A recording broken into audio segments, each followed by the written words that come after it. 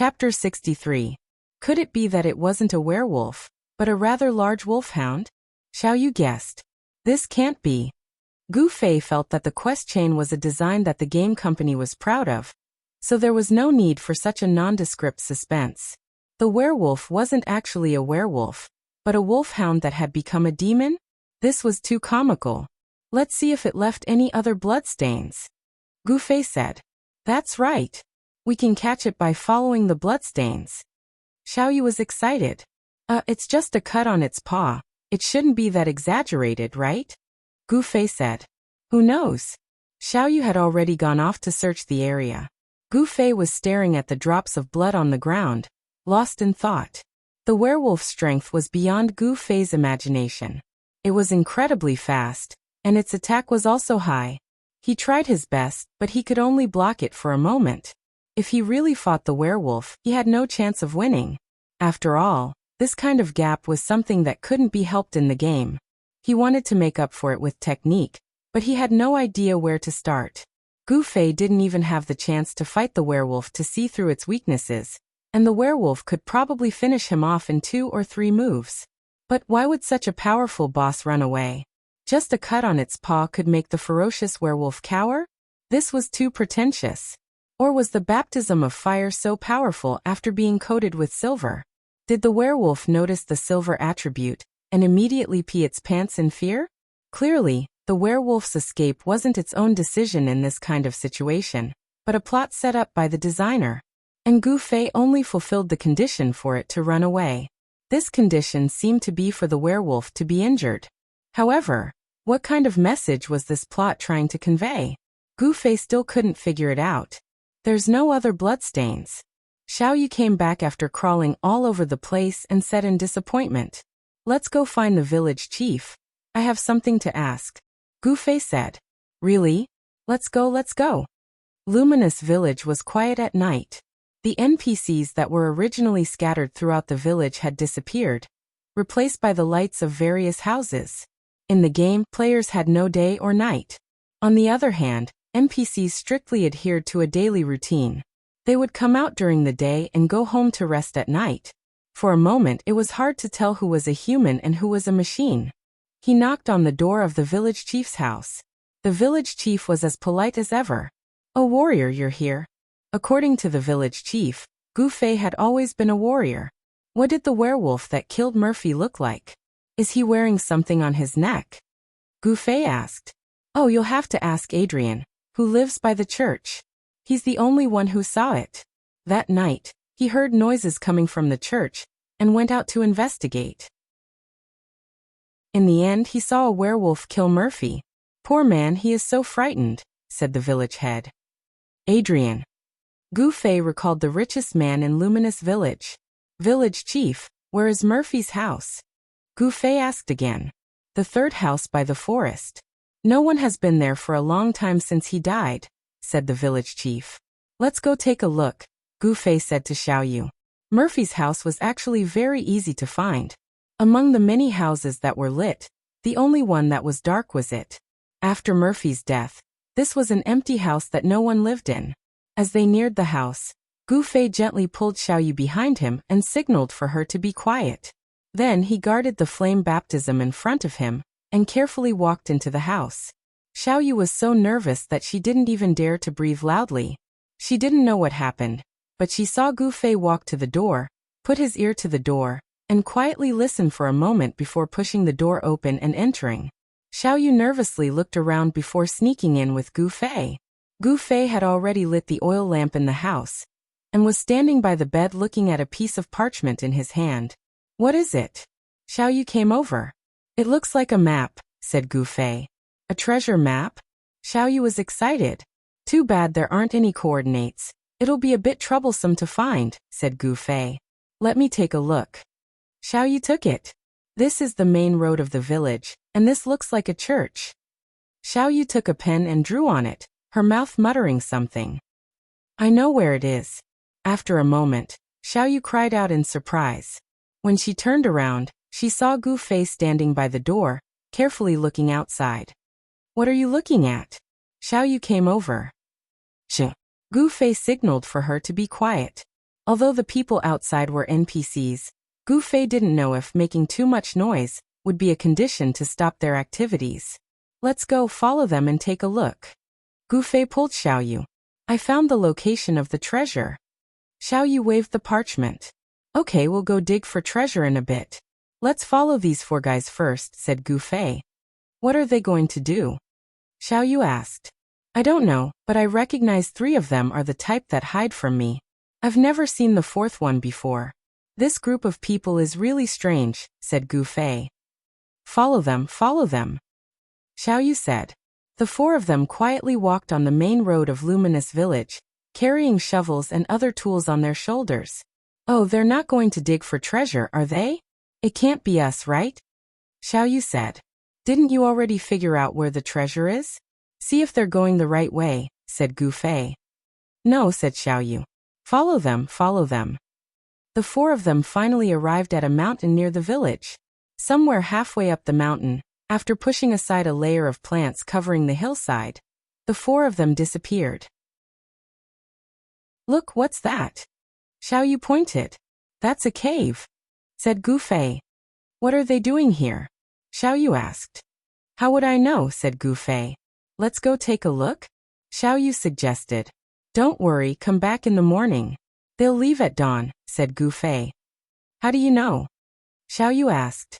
They still have to stand guard on the main road of Luminous Village during the day, said Gu Fei. Xiaoyu looked at the time. There's still more than an hour. Let's go to the place you figured out first, said Gu Fei. Where is it? The forest behind Murphy's house. The 2 of them went back the way they came, and came to the forest behind Murphy's house. Xiaoyu took the parchment and led the way, looking around and finally stopped under a tree. It's here. Xiaoyu pointed. This shovel was really the right one to buy. Gu Fei muttered, took out the shovel from his pocket and started digging. Treasure chest. Treasure chest. Treasure chest. Xiaoyu chanted and saw the hole getting deeper and deeper. In the end, the treasure chest didn't come out, but a sack came out. It's so heavy. Gu Fei grabbed it with both hands, but couldn't pull it out of the hole. Let me. Xiaoyu stepped forward and lightly pulled, and the sack came out of the hole. This caused Gu Fei to feel depressed for quite a while. When they opened the sack and looked inside, the 2 of them were startled. Gold? The 2 of them looked at each other. Xiaoyu took out the small bag of gold given by the quest, took out a piece, and compared it with the one in the sack. It looks so similar, Xiaoyu said. Adrian, is it? Gu Fei pondered.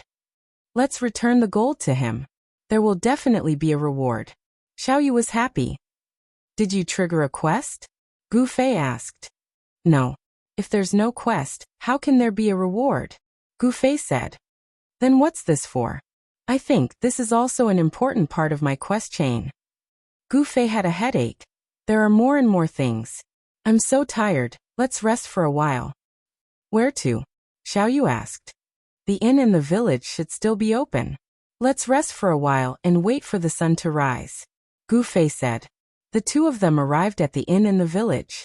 After all, it was still a game, so the shops wouldn't be closed. Whatever you want to drink. It's my treat, Gu Fei said.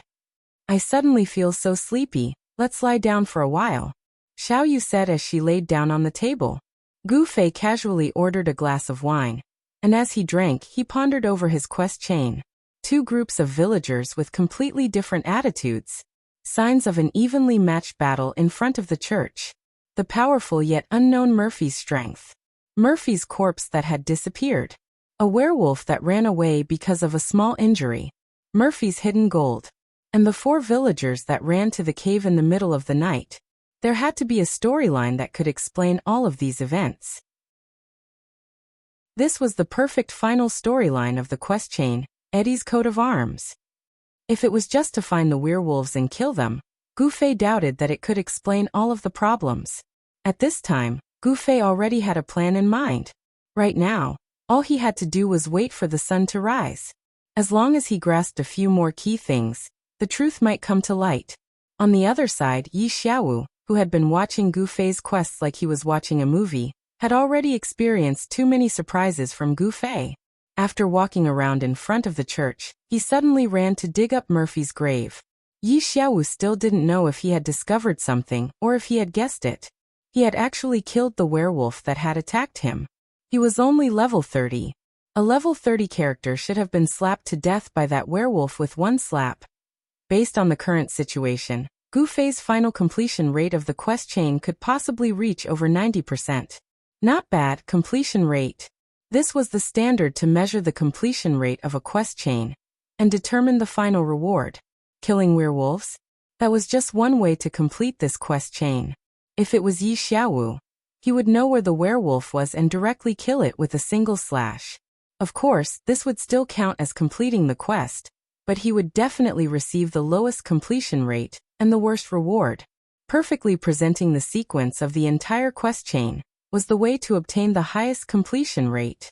It was like a single-player game with multiple open endings. All the endings could be considered as clearing the game, but there would definitely be one that could be called the perfect ending, because the great young detective Conan had once said, "There is only one truth." Chapter 64. Gu Fei drank a small glass of wine by himself. Seeing that Xiaoyu was sleeping soundly, he felt a bit tired. Eating and drinking in the game was just a sensory stimulation. It had no effect on the real body. Sleeping was the only way to relieve the body's fatigue. Of course, the effect was not as good as sleeping in bed. So choosing to sleep in the game instead of logging off was a very unwise decision. Looking around, the inn was empty. Luminous Village wasn't far from Moonlit Night City, and there weren't any popular leveling areas nearby, so there wasn't even a player to rest. Gu Fei and Xiaoyu walked around a few times and all they could see were NPCs. It wasn't right to sleep like this, but it wasn't right to not sleep either. Gu Fei had nothing to do, so he got up and practiced with his sword, took out his staff, and practiced with his staff. Finally, he practiced with his fists and legs. The sky finally began to brighten. Get up, get up. Gu Fei pushed Xiaoyu. It's daybreak. Xiaoyu was still sleepy. It's daybreak. Gu Fei said. Lie down for another 5 minutes. Xiaoyu fell down again. Quest. Gu Fei said. Let's go, time waits for no one. Xiaoyu woke up in an instant and stood up straight. Wake up, she said to Gu Fei. The two left the inn and went straight to the hillside that they had followed at night. Since the coordinates were recorded, even though the surrounding environment was the same, they could still easily find it. There was no one around, so Gu Fei went up and pushed aside the camouflage of branches and leaves that covered the cave entrance. The cave wasn't big, and it wasn't as complicated as Black Dragon Cave. After a few steps, they reached the deepest part of the cave, which was as big as a room. Gu Fei picked up a few pieces of gravel on the ground and looked at them. He then touched the wall. This small cave was a gold mine that the richest man, Adrian, had given to Xiaoyu. He also found it in the forest behind Murphy's house. It seemed like this was the source. Was this mine, as well as the sack of gold that Murphy had hidden, related to Adrian? Gu Fei did not forget that the gold mine quest between Xiaoyu and Adrian had nothing to do with his quest chain.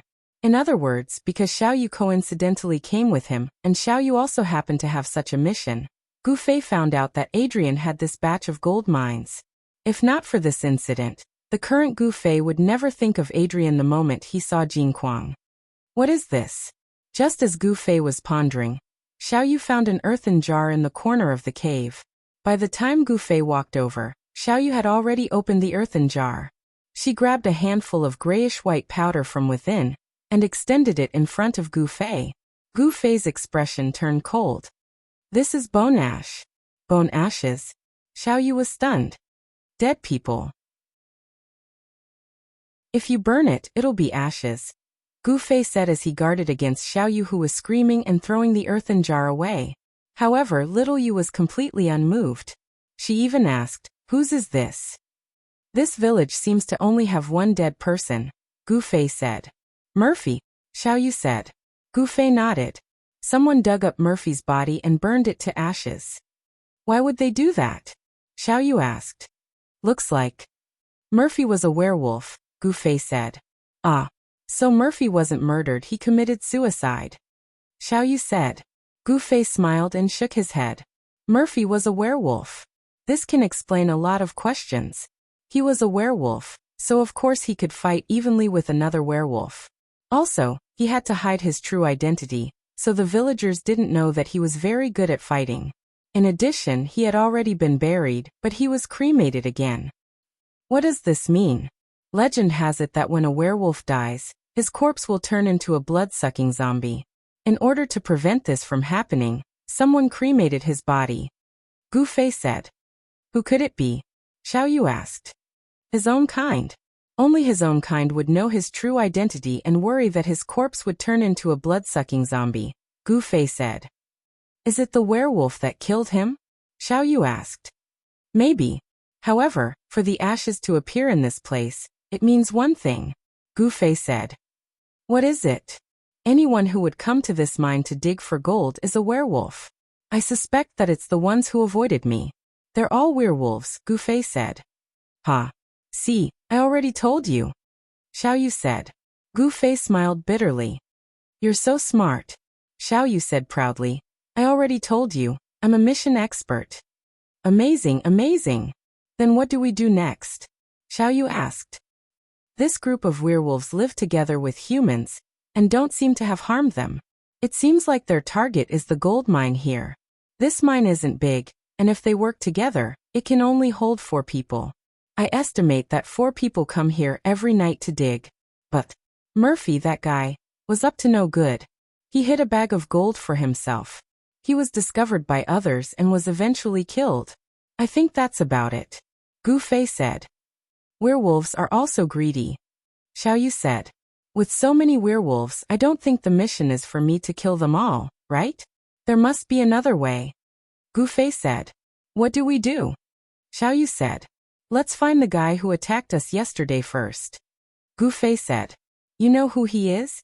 Gu Fei smiled. His right hand was injured by my blade, and my silver-plated blade has the ability to prevent regeneration. Werewolf wounds won't heal that quickly. I think this is the system's clue to find this werewolf.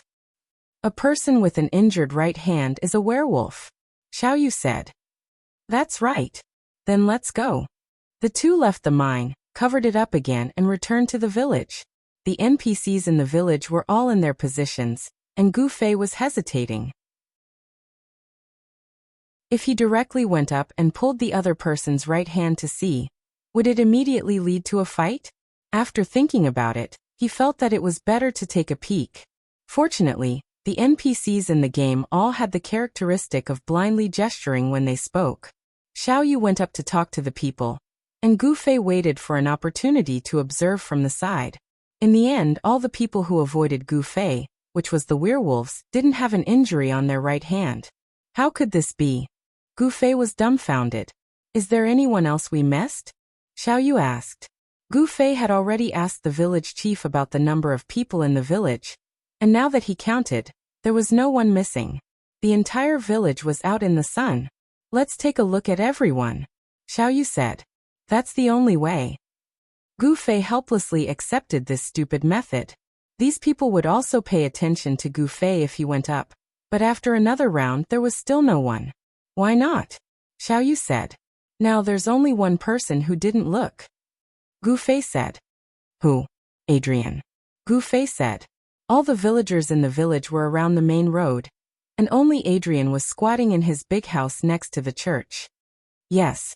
Xiao Yu nodded. He also has gold, and people with gold must be werewolves. That's not necessarily true. He's the richest man in the village, and he might have bought the gold from a werewolf. Let's go find him first. The two arrived at Adrian's house, and Xiao Yu was familiar with the place. She went up and knocked on the door, but there was no response for a long time. Were there even NPCs who weren't home? Gu Fei was depressed. Maybe in the cellar in the backyard, Xiao Yu said. The two arrived at the backyard, and saw a lock hanging on the cellar. Adrian obviously couldn't be in there. When the two of them returned to the door, they were surprised to see Adrian returning from the outside. Gu Fei hurriedly called out to him. Oh, beloved warrior. The richest man was indeed unique, and his attitude towards Gu Fei was the friendliest and kindest in the village. I heard you saw the werewolf that killed Murphy, Gu Fei said. Adrian's face immediately showed a look of fear. That was a terrible night, he said, and then described the werewolf's terrible appearance. Murphy was already dead at that time, right? Gu Fei asked. Yes, poor man, Adrian said. Did you see how he was killed by the werewolf? Gu Fei asked. No, when I got there, he was already dead. The werewolf also left very quickly, Adrian said. Gu Fei thanked him, and Adrian very happily accepted, making way for the two to leave. His right hand didn't seem to be injured, Xiaoyu said. No. Gu Fei nodded. He felt depressed. He didn't think that this method wouldn't work. However, after the conversation with Adrian, Gu Fei had a new question in his mind. If Murphy wanted to fight, he would have to show his true form. Then when he died, he should have been a wolf. Why did Adrian, and the villagers who arrived later, only see a human corpse? No one could casually change into a werewolf's form. The only one who could do this was the werewolf themselves. This meant that at the last moment, when Murphy knew he couldn't win, he used the last bit of his strength to change back into human form. He would rather die than let the villagers know that he was a werewolf. What kind of train of thought was this? Wholeheartedly doing good, abandoning darkness for light. A wolf with the heart of a man? So he wasn't a werewolf, but a Leakin? How depressing. Gu Fei roared towards the sky. This chain of quests was giving him a headache. Just as he was about to make a discovery, he realized that something wasn't right. He looked up and saw an NPC in front of him. It was the guy who had secretly gone to mine last night. Fuck, what was the point of going around in circles with a bunch of system-designed robots? Wasn't the quest just to try and activate the right conditions? At worst, he would just die. What else could he do? With this thought, Gu Fei strode forward, pointed at the guy and said, Hey you. The NPC immediately looked at Gu Fei with an evasive expression. I saw you digging for gold. Gu Fei went straight to the point. The NPC's expression changed and he suddenly turned and ran. Don't run. Gu Fei shouted as he chased after him. You see, activating a new plot was sometimes this simple. Chapter 65. This NPC ran very fast. Even Quanagility's Gu Fei found it difficult to catch up. He could only make sure that this guy did not leave his line of sight. As for the clumsy little Rain, she was left far behind in no time. The NPC did not run far. He circled around the village and finally rushed into a house. Gu Fei's eyes never left his body. He saw everything clearly. Without hesitation, he strode up to the door and knocked on it. Gu Fei knew that this guy was also a werewolf, but he had already made up his mind to die. He wanted to see if half of the village's werewolves would reveal their true forms and surround him. If that really happened, he would accept it. If he did not form a guild, he would not be able to complete this chain of quests. The door finally opened after a few bangs. However, it was not the guy that Gu Fei had been chasing. Standing in front of him was a strong man that was a head taller than Gu Fei. Gu Fei stuck out his tongue. Werewolves would become taller after transforming. This guy in front of him was already so strong. If he transformed, he would at least be as big as an elephant, right? Gu Fei had seen this guy before. When the guy ran away, he ended up hiding in his house. Could it be that this guy was the leader of this werewolf group? I want to know about the gold mine. Gu Fei went straight to the point. The other party was silent. He did not speak, nor did he express any intention to expel him. I already know. You are all werewolves. Gu Fei was ready to risk it all. He did not expect that after he said this, not only did the other party not show any intention to kill him, but he also showed a nervous expression. Don't worry, I will not tell anyone. Gu Fei expressed his position to the werewolf. Thinking back, he could not just rely on his mouth to complete quests. Sometimes he needed to show some tools. He could not treat these machines as real people just because this was a holographic game. Trying to communicate with them would be a waste of effort. With this thought in mind, Gu Fei took out Murphy's urn and held it in front of the other party. I found these ashes in the mine. Murphy's grave is empty. I think you guys dug him up and burned him to ashes, right? Gu Fei said. A sorrowful look appeared in his eyes again. The NPC's emotional changes were clearly displayed on his face. It was obvious that he was doing it for the players to see. Gu Fei had to consider the problem from the perspective of their emotions. Hearing that he knew they were werewolves, the NPC seemed nervous and uneasy. When mentioning Murphy's death, the NPC seemed very sad. As for Murphy, he would rather die than reveal his identity as a werewolf. The rest of the villagers were still kept in the dark. Gu Fei finally understood. These werewolves were afraid that the villagers would know their identity. Murphy wanted to transform into a human with her last breath because she didn't want to cause panic among the villagers and bring trouble to her people. After all, Murphy was a member of the village. If people saw that he was a werewolf, everyone would start to suspect the real identity of the people around him. Under this kind of attention, any careless werewolves could be exposed. Thinking about how he thought that they killed Murphy because they didn't split the loot evenly, Gu Fei felt very ashamed. But where did this werewolf that killed Murphy come from? What was more annoying was that the big guy in front of him didn't speak. Could it be that this guy was a purebred werewolf and hadn't learned the human language? You don't want the villagers to know your identity? Gu Fei continued. The big guy continued to look at him. Why not? Gu Fei completely displayed Little Rain's spirit this time, and asked unyieldingly. We don't want to kill, but we don't want to be killed. The big guy finally spoke. Gu Fei let out a long breath and asked, What do you mean? If the villagers knew we were werewolves, they would definitely think of a way to destroy us, the big guy said. But in reality, we've lived with them for many years and have never thought of harming them. We only go into the depths of the forest to hunt some wild beasts during the night of the full moon to commemorate our wild bloodline. Then why do you want to live with humans? Gu Fei asked. We were the ones who lived here first. We used to live in the forest, and then we learned from humans and walked out of the forest to build a village. Then gradually, humans came to live with us. The village has been like this for many years, the big guy said. Then what about the werewolf that killed Murphy? Gu Fei said. He's not one of us, the big guy said. I don't know where he came from, but he has great power. I think he might be someone from the village because he seems to know us very well. But we can't catch his aura at all. Why did he kill Murphy? Gu Fei asked. The big guy didn't speak again. Ayaya. You guys run so fast.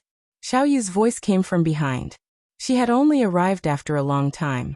Gu Fei's heart moved, and he signaled for Xiao Yu to take out the sack of gold that they had dug out from the forest behind Murphy's house. I found a map in Murphy's house and dug this up. Gu Fei showed the tool again. What's with the gold mine? Gu Fei asked again. The big guy finally spoke. One day, on the night of the full moon, we went into the forest to hunt. This strange werewolf suddenly appeared and demanded that we obey his leadership. Murphy challenged him, but he defeated him. From then on, he demanded that we take turns to help him dig for gold every night. You have so many people, and you're afraid of him? Attack him together.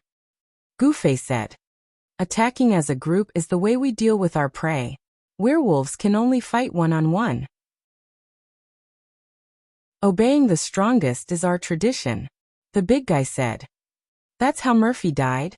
Gu Fei asked. No. We all felt that this strange fellow came from a shady background, but no one could defeat him. Murphy said that he wanted to find out his human identity, so that he could use this condition to blackmail him. It was probably during this process that Murphy was discovered and killed. The big guy said. Don't you want to take revenge for Murphy? Gu Fei said. We don't know his human identity, and no one can defeat him, the big guy said. Gu Fei thought for a moment, then suddenly asked. If you werewolves are injured by silver, what will happen? In that case, the wound will take many days to heal, the big guy said. Is one night enough? Not enough. Is there any medicine or magic that we can use? Gu Fei asked. No, we werewolves have strong self-healing abilities. As long as we aren't injured by silver, we can quickly recover, the big guy said. Gu Fei already had a plan in mind. He nodded and said, We'll help you deal with this fellow. Relying on humans to deal with it is too despicable and shameless, the big guy said. He didn't expect werewolves to have such integrity. Gu Fei said helplessly. Maybe he's also a human? Human? We saw with our own eyes that he was a werewolf and had the aura of a werewolf. It was only because he hid his aura very well when he turned into a human that we couldn't find him," the big guy said. "Is he wearing something around his neck?" Gu Fei asked. "I think so, that's him. I already injured him with a silver weapon yesterday, but I didn't find any injured villagers today. If he isn't human, how could he heal so quickly?" Gu Fei said. "Don't worry, leave it to me. Also, I won't tell anyone else about your identities." After saying goodbye to the big guy, Gu Fei and Xiao Yu continued on their way. "What do you know?" Xiao Yu asked. When she came over, Gu Fei and the big guy were already halfway through their conversation. Gu Fei simply repeated what he said. Xiao Yu had already forgotten about the first part, and only asked about the last part. "A human's wound can be healed in one night?" "Humans don't have this ability, but with magic and the healing of a priest, can't they heal instantly? Think about the NPC priests at the entrance of the Priest Academy." Gu Fei reminded Xiao Yu. At the entrance of the Priest Academy in Cloud City, heavily injured players could receive treatment from the system's priests and their wounds would instantly heal. Since they could heal players, they could also heal NPCs. Werewolves, on the other hand, were dark-type creatures, so they obviously couldn't receive holy healing from priests. "Then how can a human turn into a werewolf?" Xiao Yu said. "I'm not sure about that, but I already know who he is," Gu Fei said. "Who is it?" Xiao Yu asked. "It's up to whoever has the gold mine." Gu Fei smiled. "Adrian," Xiao Yu said. "That's right." Gu Fei nodded. "Oh, then if you kill him, will I not be able to complete my quest?" Xiao Yu was worried. "Of course not," Gu Fei said. "After I complete my quest, even if Adrian dies, he'll respawn again. He'll still be the rich Adrian from Luminous Village. Who knows, maybe next time you'll have to find him for your gold." "That's good," Xiao Yu said. "This time it's all thanks to you," Gu Fei said. "What? If it wasn't for your quest, I wouldn't have known that Adrian was related to Jinquang. How would I know that he's a werewolf?" Gu Fei laughed. "I told you, I'm a quest expert," Xiao Yu said. "How amazing," Gu Fei praised. "Then is your chain of quests about to be completed?" Xiao Yu asked. "I think it's almost done. The silhouette of Adrian's house could already be seen on the road ahead." Gu Fei took out Flame's baptism. "The current problem is how to defeat this guy."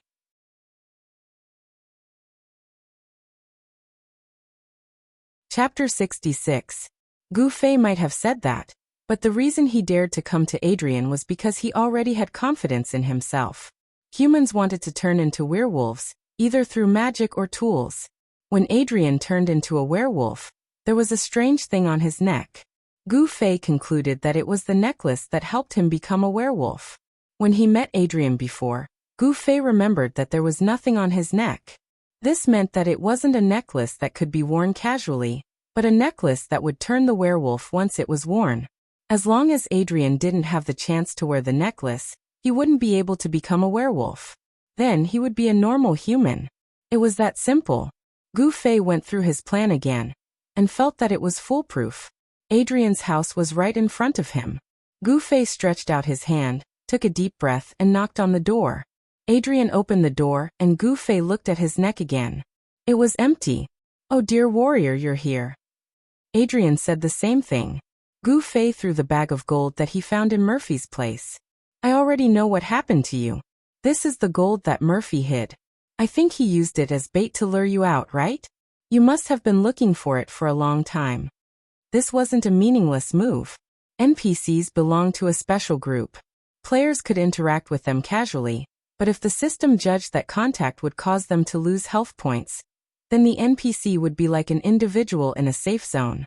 Attacks would be ineffective.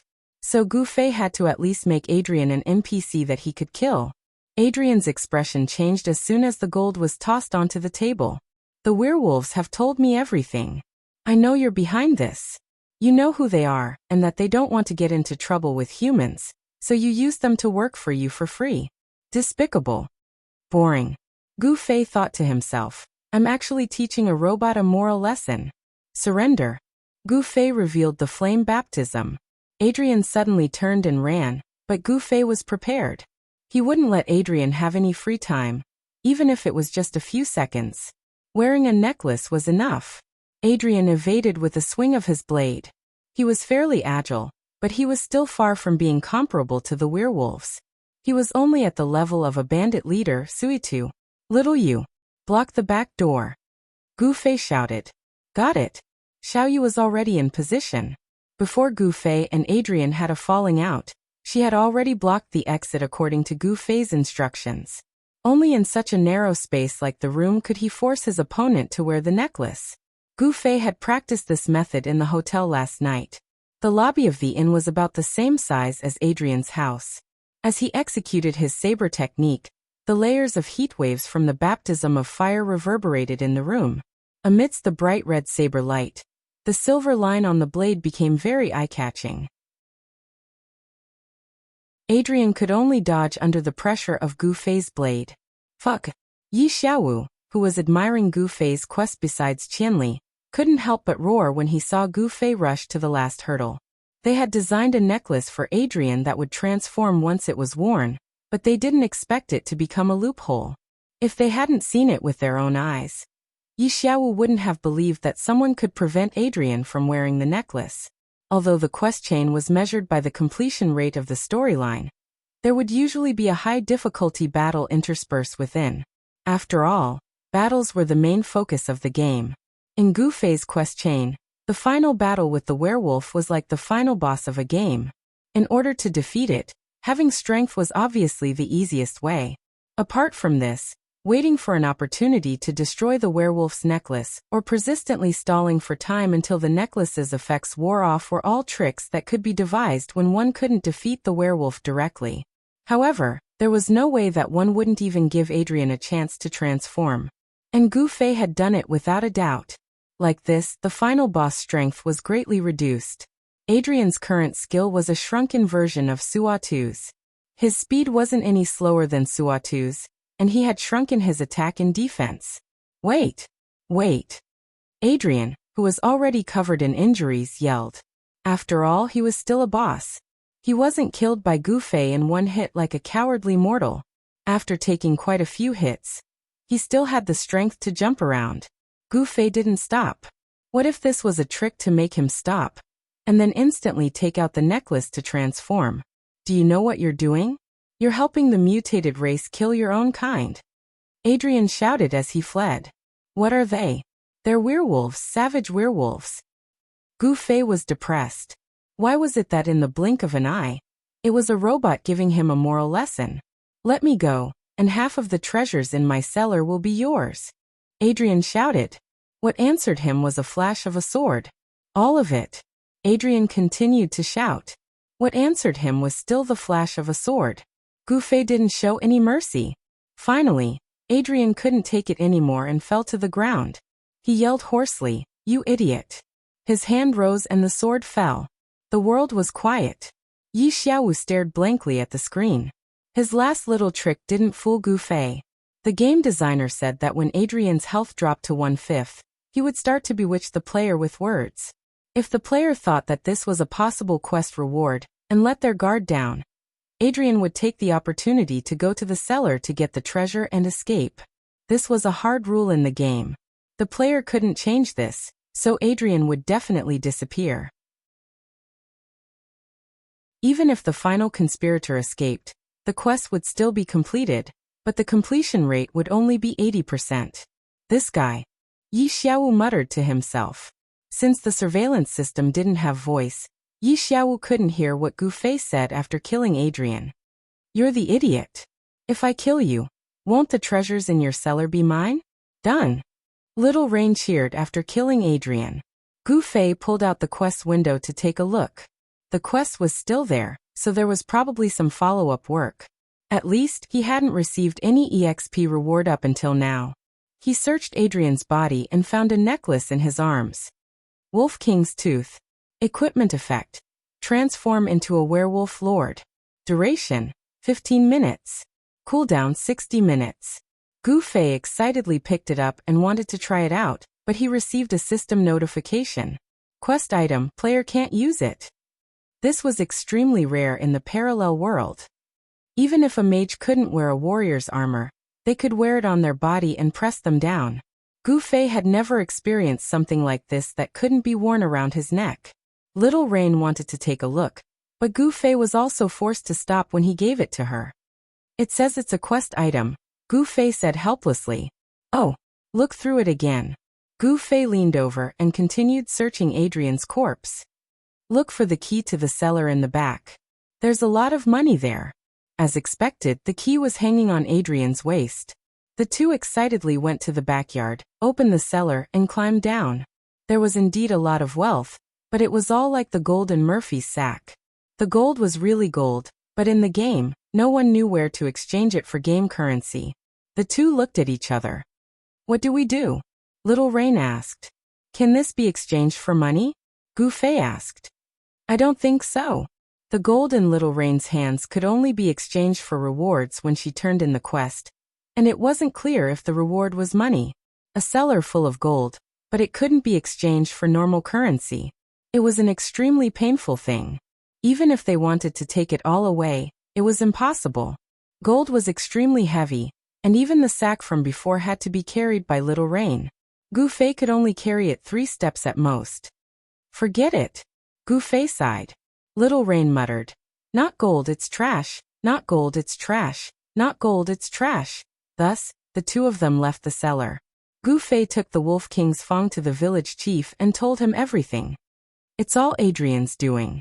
He used this thing to turn into a werewolf and intimidated the villagers into working for him. He even killed Murphy. Gu Fei kept his promise and didn't say that half of the village was werewolves. What a bad guy, the village chief said. It's all thanks to you, warrior. You've resolved a great crisis in our village. To express my gratitude. The village chief turned around and flipped through the cupboard. Gu Fei was excited.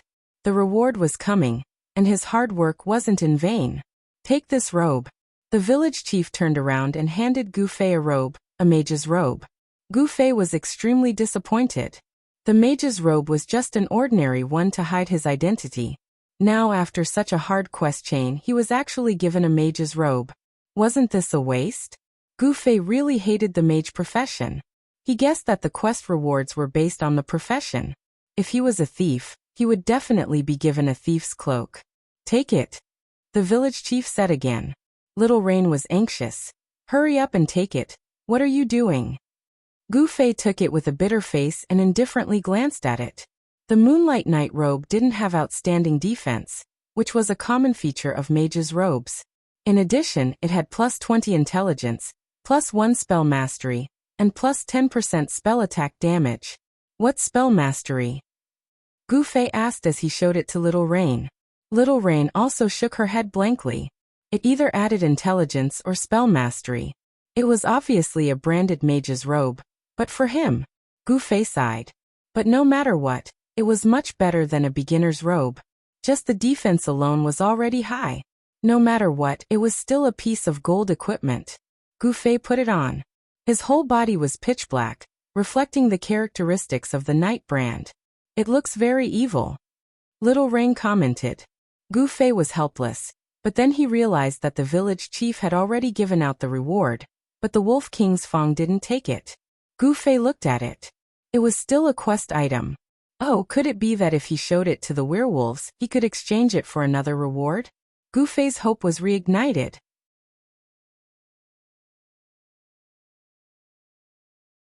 Chapter 67. With the Wolf King's tooth, Gu Fei went to visit the tall and mighty werewolf. I've already gotten rid of him, Gu Fei said as he handed over the Wolf King's tooth. He used this to transform into a werewolf to deceive you. The big werewolf took a look and said in surprise, Werewolf Lord, no wonder it's so powerful. Not bad, not bad, Gu Fei said. He hadn't seen how powerful the Werewolf Lord was. He had the chance to see it last night at the church, but unfortunately that guy ran away after being injured. You helped us and didn't expose our identities. We're very grateful. The big werewolf said. To avoid similar chaos, can you leave this Wolf King's tooth to us? Okay. Gu Fei confirmed. To express our gratitude. The big werewolf turned around and dug out something from under the bed. Gu Fei's heart sank. The village chief's things were kept in the cabinet, but this werewolf threw it under the bed. What could it be? When the werewolf turned around, Gu Fei's eyes lit up. The werewolf held a sword in his hand. The blade was purple, but the surface was covered with a layer of black light. From a visual point of view, it looked like an exquisite item. The werewolf handed it over and Gu Fei took it. Sword of the Dark Knight. The attributes greatly surprised Gu Fei. Not only did this sword have high physical attack, but it also had magic attack, even higher than the staff July had given him. Staffs mainly dealt magic attack, but at the same time, it would also have a symbolic physical attack. But weapons like swords, daggers, and knives would never have two symbolic magic attacks. The sword in front of him not only had magic attack, but it was also very high. Looking down, there were two more lines of data. Sword coefficient 170%, magic coefficient 170%.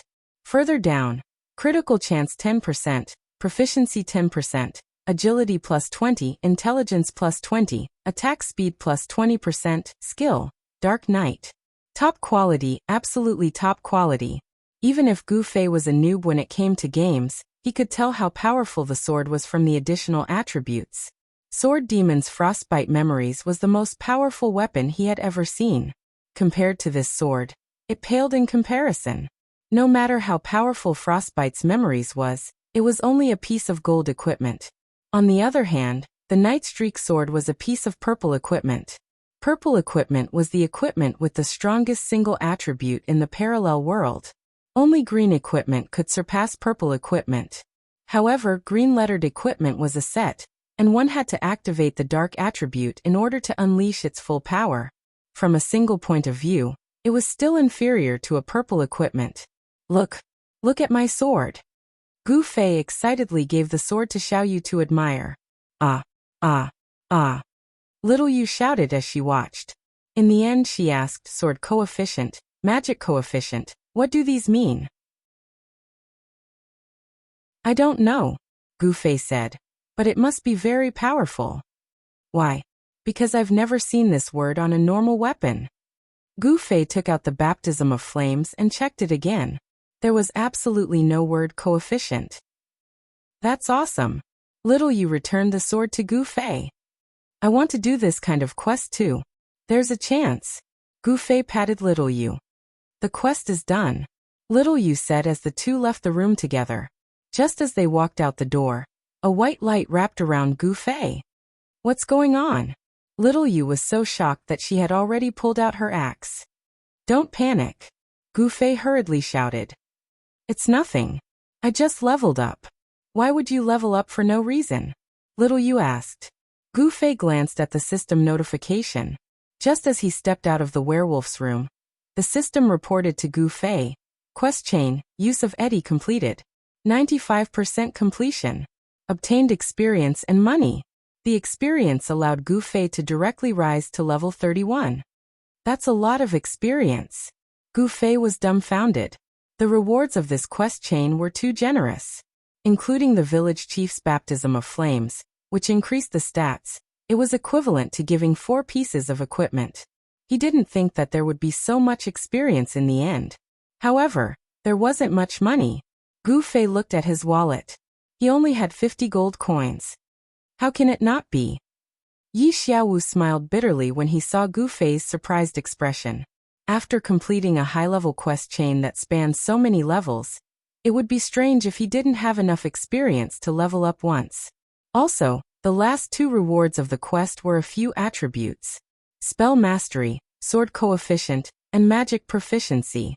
These were attributes that low-level players hadn't started to use in low-level equipment yet. However, Gu Fei had already obtained high-level equipment through the quest chain. Yi Xiaowu was completely speechless. What made him even more depressed was the depressed expression on Gu Fei's face when he received the Moonlight Spirit robe. At that time, Yi Xiaowu really wanted to pull out his sword and stab him to death. Fortunately, Gu Fei's attitude towards the Night Streak sword made Yi Xiaowu feel better. Let's go back, Xiao Yu said. Go back where? Cloud City. I'm Master Kong, Xiao Yu said. Wait, don't rush. Gu Fei said. It's rare for us to walk 3 hours to such a distant main city. Let's take a look around first. Don't you want to see if there are any quests here? Xiao Yu's eyes lit up. That makes sense. It's best if you can pick up a quest that requires you to return to Cloud City. That way it won't be a waste of time. Gu Fei was eloquent. Xiao Yu nodded her head and finally decided. That's right. I've decided to stay in Luminous City for a few more days. If you want to go, you can go first. Don't wait for me. I'm a bit tired. I'll go back to the city first. Gu Fei said. The two left Luminous Village and walked towards Moonlit City.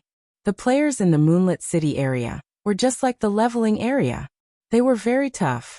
Just on the short journey from Luminous Village to Moonlit City, they had already seen 4 or 5 groups of people fighting. Moreover, their attacks were very vicious. They wouldn't stop until one side was dead. Gu Fei and Xiao Yu carefully walked around them, afraid that they would accidentally get involved. Gu Fei was still carrying the PK lawsuit on his back. Almost 10 hours had passed since he had gone online from Cloud City until now. There were still 20 more hours before he could clear his name. Entering the city at this time was a bit dangerous, but Gu Fei couldn't care less. This chain of quests was basically mental work. Xiao Yu didn't help much apart from doing physical work. Gu Fei racked his brain for so long. He felt that it was more tiring than fighting monsters. At this time, he only wanted to go offline and rest. After entering Moonlit Night City and bidding farewell to Little Rain, Gu Fei asked a player about the nearest safe zone to log off. Knowing that Gu Fei came from another main city, the player was shocked. After telling Gu Fei the way, he turned to ask Gu Fei and had Gu Fei explain in detail how to get there. Moonlit City can't live. It's too chaotic. There's fighting and killing all day. Even at level 30, no one is leveling. They're piking every day. Why? Gu Fei didn't understand. There's a lot of experience at level 30. Think about it. If you're at level 35 and you're stuck, then you'll lose 25 out of 29. It's a huge loss. Nowadays, people are afraid of this loss and don't dare to level. Then they're afraid that other people will level up. Isn't it a vicious cycle? The player explained. There's such a thing. Gu Fei was dumbfounded. Sigh, there's nothing I can do. I don't dare level, so I'm grinding trade skills. Moonlit City's trade skills are quite high. If you want to make some equipment or potions, then you didn't come here for nothing. The player explained. Right, I forgot to ask you. What's the name of your city? Cloud City. Gu Fei said. Damn Cloud City? The city with melee mages? The player cried out in surprise. Melee mage? Don't tell me you don't know. He's currently number 1 on the PK wanted list, the guy with code 27149. He's a mage, but he puts all his stats into dexterity and plays melee. A little thief was killed by him in 2 or 3 hits. Damn, this feels too good. This kind of character should come to our Moonlit City. We can definitely hold him down. Gu Fei's expression didn't change, but he was deeply moved. He thought about how he had nowhere to display his martial arts in real life. In the game, he had only used a hair from 9 oxen, yet he was able to stir up a storm and gain the respect of tens of thousands of people. Martial arts, after all, was used for combat. Only in this battlefield could it be exchanged for the greatest respect. Gu Fei was lost in thought thinking about Kung Fu, but that person was lost in thought looking at Gu Fei's clothes. Didn't you just say that the nearest safe zone is from here? Gu Fei pointed at the street in front of him. That's right. I'll go first. See you again if there's a chance. Gu Fei said goodbye to the person. Goodbye. The person nodded. Gu Fei stepped onto the street. The person watched Gu Fei's back and opened his mercenary channel. I found a fat sheep. How fat? Someone asked in the channel. A black mage robe. Have you seen it before? The person said. What attributes? I didn't appraise it. The person replied. Damn, isn't your appraisal at level 8? Damn, there's always a higher mountain. Haven't you heard? Level 8 isn't the best, the person replied. His appraisal is so high.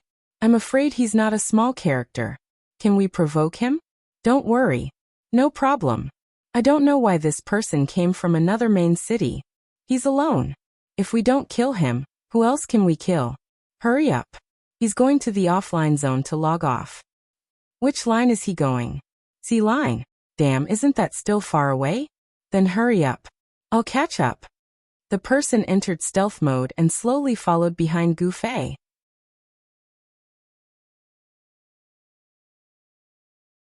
Chapter 68. Gu Fei walked alone on the street. There was no one around. Since he had nothing to do, he couldn't help but take out the Night Streak sword to admire. As a martial artist, Gu Fei didn't care much about clothes, but he had a special love for weapons. He felt that this sword was very suitable for him, and its design was also very much to his liking. Even in the real world, he had never owned a weapon that suited him so well. Just as he was enjoying himself, he suddenly heard a commotion in front of him. Then he saw a group of people appear at the end of the street, waving weapons in their hands as they fought. As they fought, the battlefield turned from the intersection into this alley. Someone shouted, "Don't let these guys get away." Gu Fei frowned. He was lazy, so he took the shortcut that the guy who had given him directions had recommended. This wasn't a street. In fact, it was just a pitifully narrow gap between two rows of houses. When this group of people rushed in and started fighting, the entire alley was completely blocked. Gu Fei felt that even if he continued forward, the other side would definitely not stop and let him go over to continue fighting. Turn back? Gu Fei looked behind him. The moment he heard the sound, he immediately felt tired. He really didn't want to turn back, so he gripped the sword in his right hand and pulled out the baptism of fire in his left hand, continuing forward. In the blink of an eye, he was right in front of them.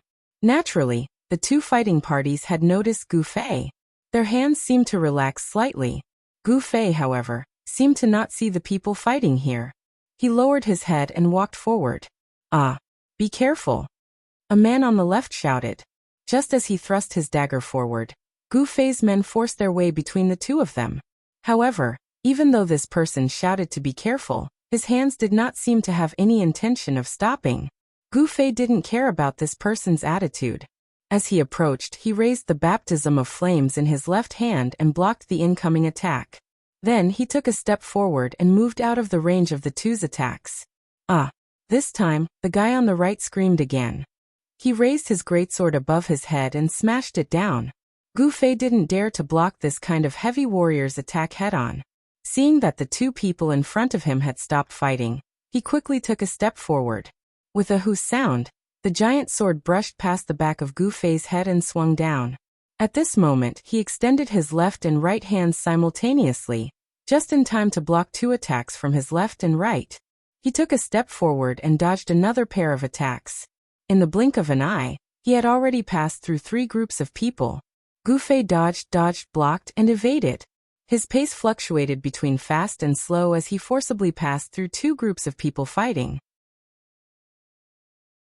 Putting the Dark Knight streamer and baptism of flames back into his pocket, Gu Fei dusted off his sleeves and stuffed his hands into his sleeves. Then, without looking back, he continued to walk to the side. There was no longer any fighting going on in the alley. The two groups of people were frozen in place.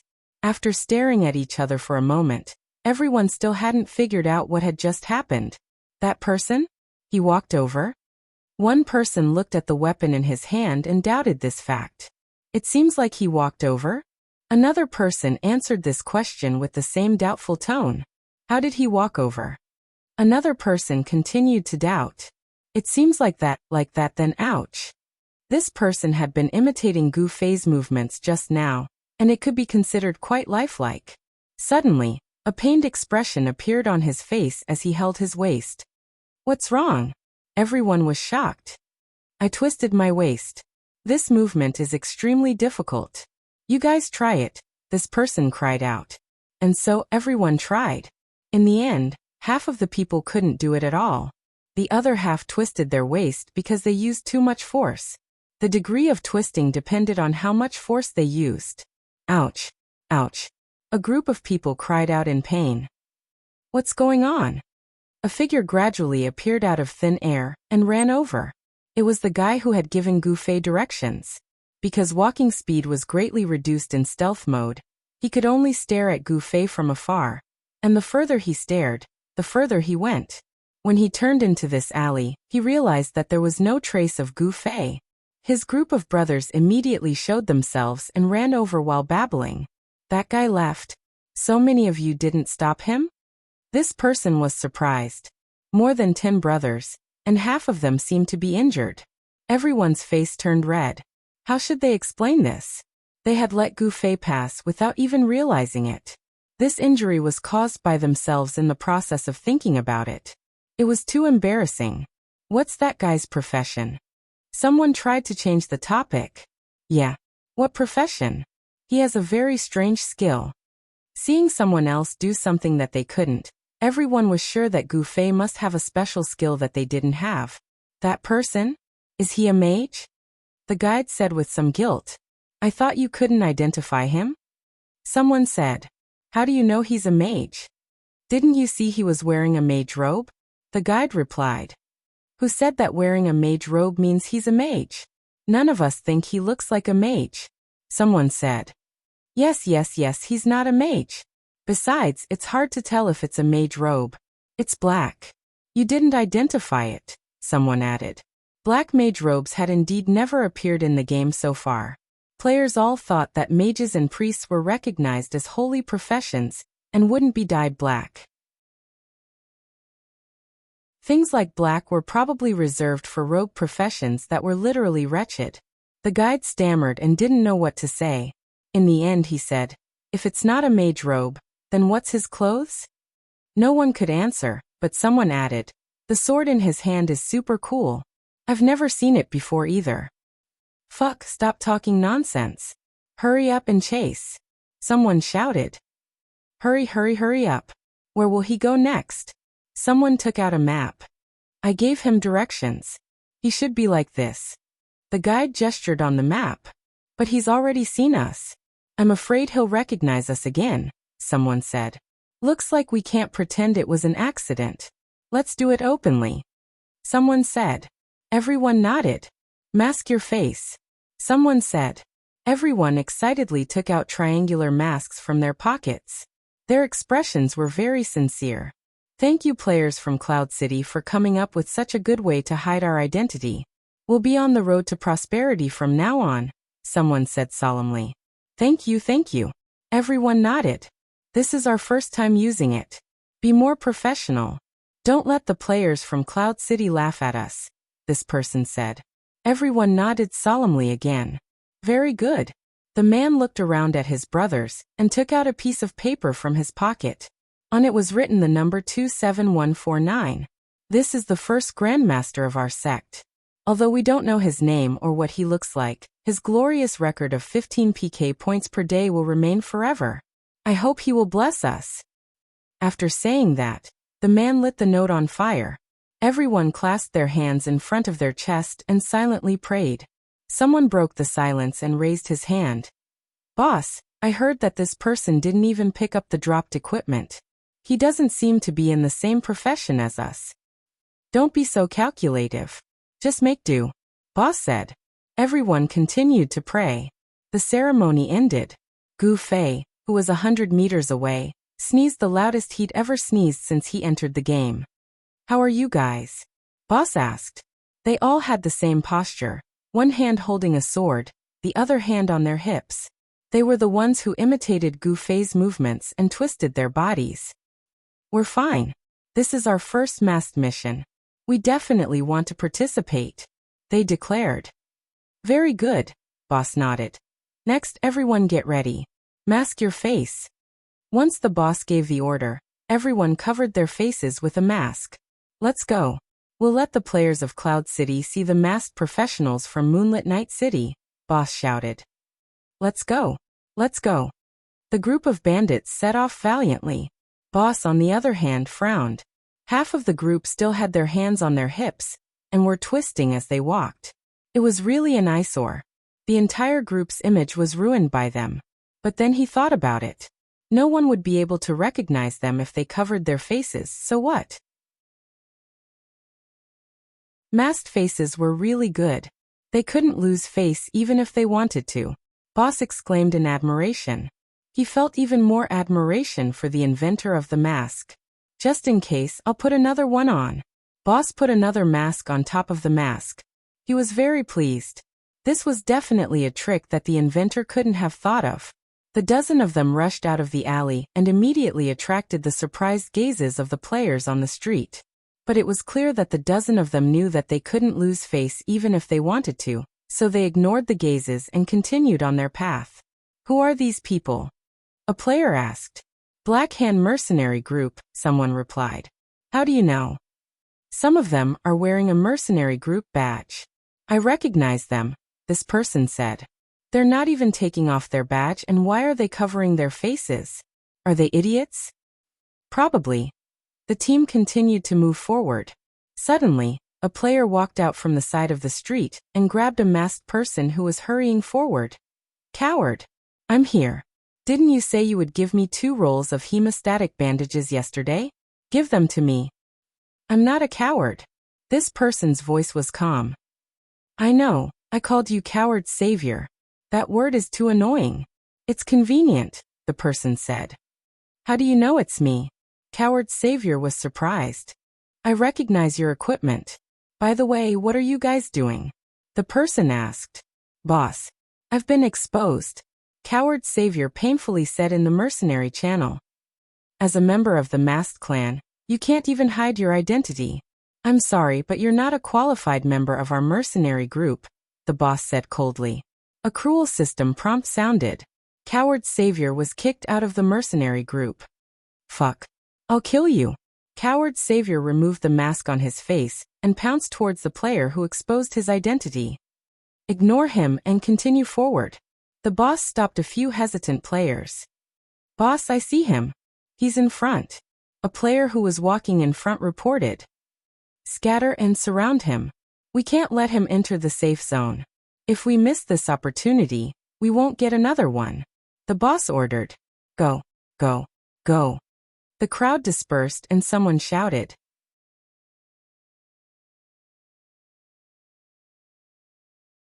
Chapter 69.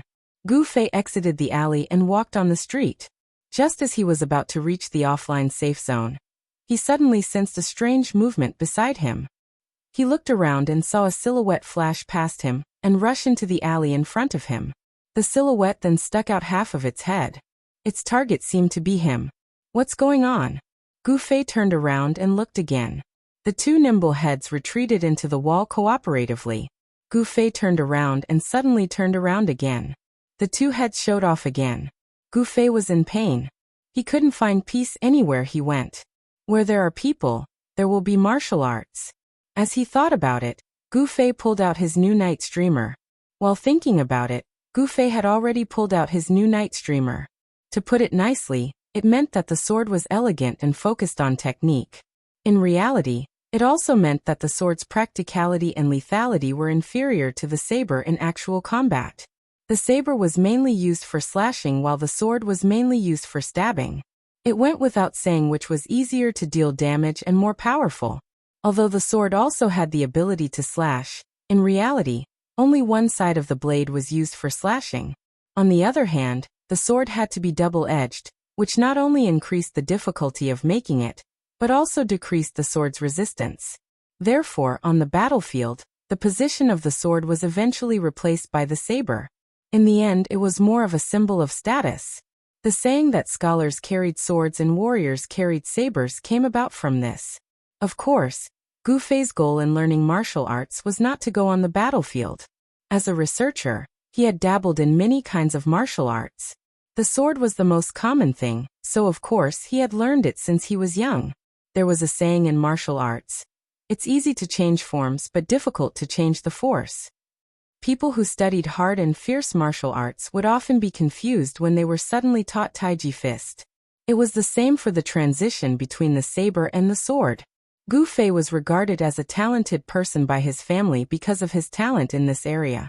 He could master all kinds of fist techniques and moves since he was young. Therefore, his family had raised him as an encyclopedia of martial arts. All kinds of martial arts passed down in the family were taught to him. Among them, There were some that weren't his forte. But if there was one that Gu Fei didn't know how to do, then he didn't know how to do it after he turned 22. As for the Gu clan's sword techniques, they had some history in the world of Kung Fu. According to the elders in the family, it had been passed down in years ago and had been researched and changed by several experts. The original sword manual was still kept at home, and it was said that it was a bamboo version. It was a pity that Gu Fei did not have the chance to see it. When he was learning this sword technique, his father gave him a CD and said that he should use the methods of the 21st century. As for the legendary bamboo slip version, his father said that he would have to wait until Gu Fei was in charge of the family before he had the right to see it. When Gu Fei was young and frivolous, this mysterious bamboo slip version was his dream for many years. But now that he was old, his curiosity was no longer as strong as when he was young, so it didn't matter to him. From a practical point of view, the learning effect of the bamboo slips version was definitely not as outstanding as the CD-ROM version. Otherwise, why would humans say that they were improving? The sword was already in his hand. Although the enemies who came at him didn't show up, Gu Fei still pointed the tip of the sword to the ground and made a sword salute. Then he shouted, "Come out, I've already seen you." Immediately, two masked men flashed out from behind the wall, but before they could say anything, they saw two even faster hands coming out from behind them, and with lightning speed, they were pulled back. At the same time, they reprimanded in a voice so loud that even Gu Fei could hear them. "Stupid! They were just bluffing, and you were so easily tricked." Gu Fei didn't know whether to laugh or cry. At the same time, he felt that these people were much cuter than the non-smilers. He looked around and saw that everyone was calm. No one appeared again. The players who had been walking on the street suddenly disappeared. Those who wanted to go this way took a detour after looking from a distance. This was more professional than Cloud City. Cloud City was still at the kindergarten level, where a group of curious players would immediately surround a fight. And the players of Moonlit Night City had obviously begun to pay attention to self-protection. The street was quiet, and the wind blew the dead leaves to fall at Gu Fei's feet. This scene was like a movie, but the lines were very boring. Gu Fei said again helplessly, "I really saw you. If you don't come out, I'm leaving. I'm really leaving." Knowing where the other party was hiding, of course, he knew which road was empty. Gu Fei turned and went to an alley on the side where there was no ambush. The group was dumbfounded. He was a few steps away from entering the arranged encirclement. Why didn't he leave? Too shameless.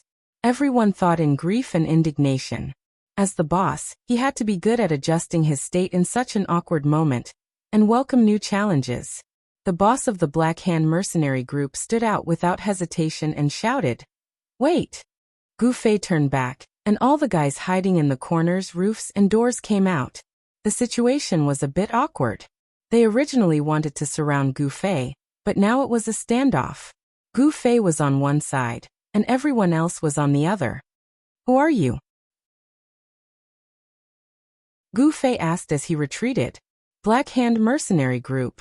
Ouch. As soon as this person finished speaking, he was slapped by the person next to him. At the same time, the boss turned around and glared at him. It was just that it wasn't good to kick someone in the middle of a fight, so he resisted the urge to kick him out of the mercenary group. "What do you want?" Gu Fei asked. This time no one dared to say anything. Even the boss didn't say anything. He just waved his hand, and everyone rushed towards Gu Fei. However, the game was divided into classes, and those who rushed up were all melee classes. Gu Fei glanced over and saw that they were all warriors. This was a class that Gu Fei was currently afraid of. Warriors' attacks were heavy, and they didn't dare to block it with their weapons. Warriors were wearing heavy armor, which made Gu Fei's attacks very small. Other than warriors, there were also rogues. They snuck up behind the warriors and slowly approached, thinking that Gu Fei didn't know. Of course, Gu Fei knew what was going on. It was just that he couldn't pinpoint exactly where they were. There were a few people. Because the situation was too chaotic, the mages and archers at the farthest end had already started attacking. Good coordination. Gu Fei, who had accumulated a bit of experience in the game, could tell at a glance. The archers' arrows were the fastest. Some were sniping, some were shooting. If it was an hour ago, the archer's sniping would definitely be a big challenge for Gu Fei. But now he had the night streamer in his hand. He had just leveled up and added dexterity, so his speed went up a notch. Gu Fei dodged to the side, and then the mage threw a fireball. This thing had an automatic homing effect, so it couldn't be dodged just by twisting his body. Gu Fei madly ran a few steps before the fireball lost its direction. This won't do. Gu Fei's heart tightened. The current situation was different from when he was in Cloud City. The opponent's warriors were at the front, acting as a meat shield. If he couldn't break through their blockade and kill the mage and archer in the back, then he wouldn't have a chance in close combat. Not to mention, there were rogues lying in ambush waiting for an opportunity. At that moment, Gu Fei thought of the rag hanging on a bamboo pole in the leveling area outside of Moonlit Night City. The players here lived up to their reputation of fighting in groups. Their formation was neat and orderly, and the advantage of numbers was too obvious. I can't fight them head-on, Gu Fei thought and turned back into the alley. Ah! He ran again. Someone in the Black Hand mercenary group shouted. When they saw Gu Fei enter the alley, they thought he was going to run. Who knew that the boss would call for him to wait, and he would retreat? Looking at him now, they thought he was going to fight them to the death, but who knew he would turn around and run again? Why was he so unpredictable? Too shameless. Everyone thought. After him. The boss ordered and everyone ran into the alley. Gu Fei ran as fast as he could. He looked back and revealed a victorious smile. Running like this, the opponent's speed was different due to the way they added points. Their formation was still as clear as before, but it was a different method. With the same agility, the one running at the front was the rogues, who were willing to use swift step. If it was just a normal speed, the rogues would be slower than the archers. Behind these two classes were the mages and knights. Knights were slightly faster. In the parallel world, knights were a very balanced class. There was no absolute advantage or disadvantage in any of the attributes. This led to the fact that there was no standard for how knights added points. Those who added agility were a bit faster than the mages. Currently, the normal mages wouldn't put points into agility. After that, it was the warriors who were slower. The classes that were supposed to be the meat shields had fallen to the rear, and became the backup. Gu Fei looked back as he ran. Sure enough, the rogues with swift step were amazing. They were closing in step by step. The other side cheered. They didn't think that Gu Fei would turn around to face the enemy. They only thought that he was running away. Estimating the pace of the rogues behind him, Gu Fei counted in his mind. 1, 2, 3, turn around. He suddenly stopped, turned around and slashed horizontally. This was one of the sword techniques passed down in Gu Fei's family. It was called floating cloud slash. Slashing wasn't the forte of the sword, but this technique was able to bring out the specialty of the sword. What specialty? Both sides had the characteristics of a blade. It was said that when this technique was used, it had to be like a floating cloud, making it hard to predict which side it would be used. When Gu Fei was young, he didn't understand it and thought it was quite magical. Now that he had some attainments in martial arts, he felt that this technique was a bit superfluous. He should just slash when he needed to. There was no need to use this technique to make it hard to predict which side it would be used. If there was a difference between the two edges of the sword, then this technique would have some meaning. But in reality, if the two edges of the sword were different, then it would be considered inferior. Gu Fei guessed that the person who created this technique must have been bullied by a blade, so he worked hard to make the sword do something that a blade couldn't. In any case, Gu Fei's sword was now like a floating cloud. The two rogues who were in the middle of swift step couldn't stop in time, and were cut solidly. The two screamed and retreated. Gu Fei took a step forward and stabbed again. But halfway through, the sword suddenly stopped and stabbed at a less vital spot. He still had a lot of PK points on him. If he kept killing like this, when would it end? Gu Fei suddenly remembered.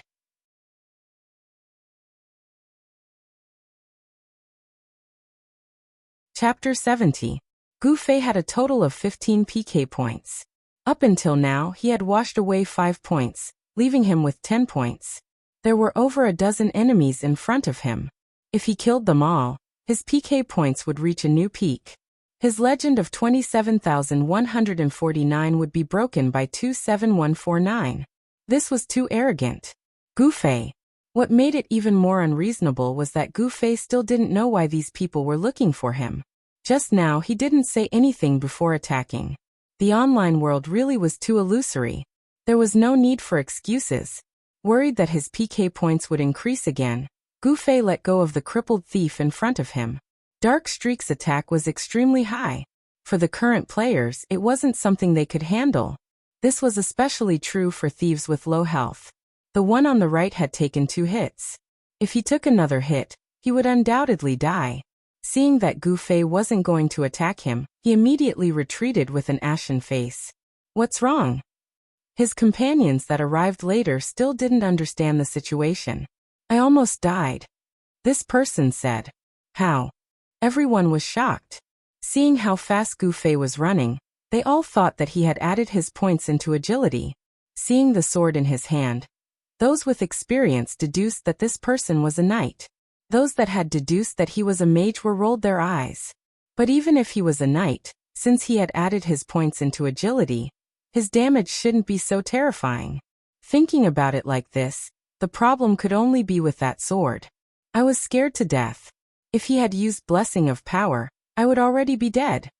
The thief who only had a bit of health left felt fear in his heart.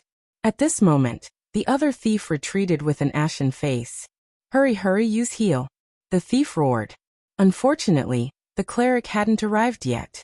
Clerics were also a slow-moving class. How much health did you take out? Someone asked. What the fuck, it's all health. The thief angrily replied. Everyone looked at each other. With Gu Fei right in front of them, no one dared to go forward. Just as they were stunned, another scream came from the front. It turned out that one of the thieves had tried to sneak up on Gu Fei after entering stealth, but was quickly and cleanly cut down by Gu Fei. He was also merciful and returned with the last bit of his HP. Archers, archers! Someone seemed to have woken up from a dream and began to shout. The archers, who were slower than the swift thieves, had already arrived. However, Gu Fei had already decided not to get entangled with these guys.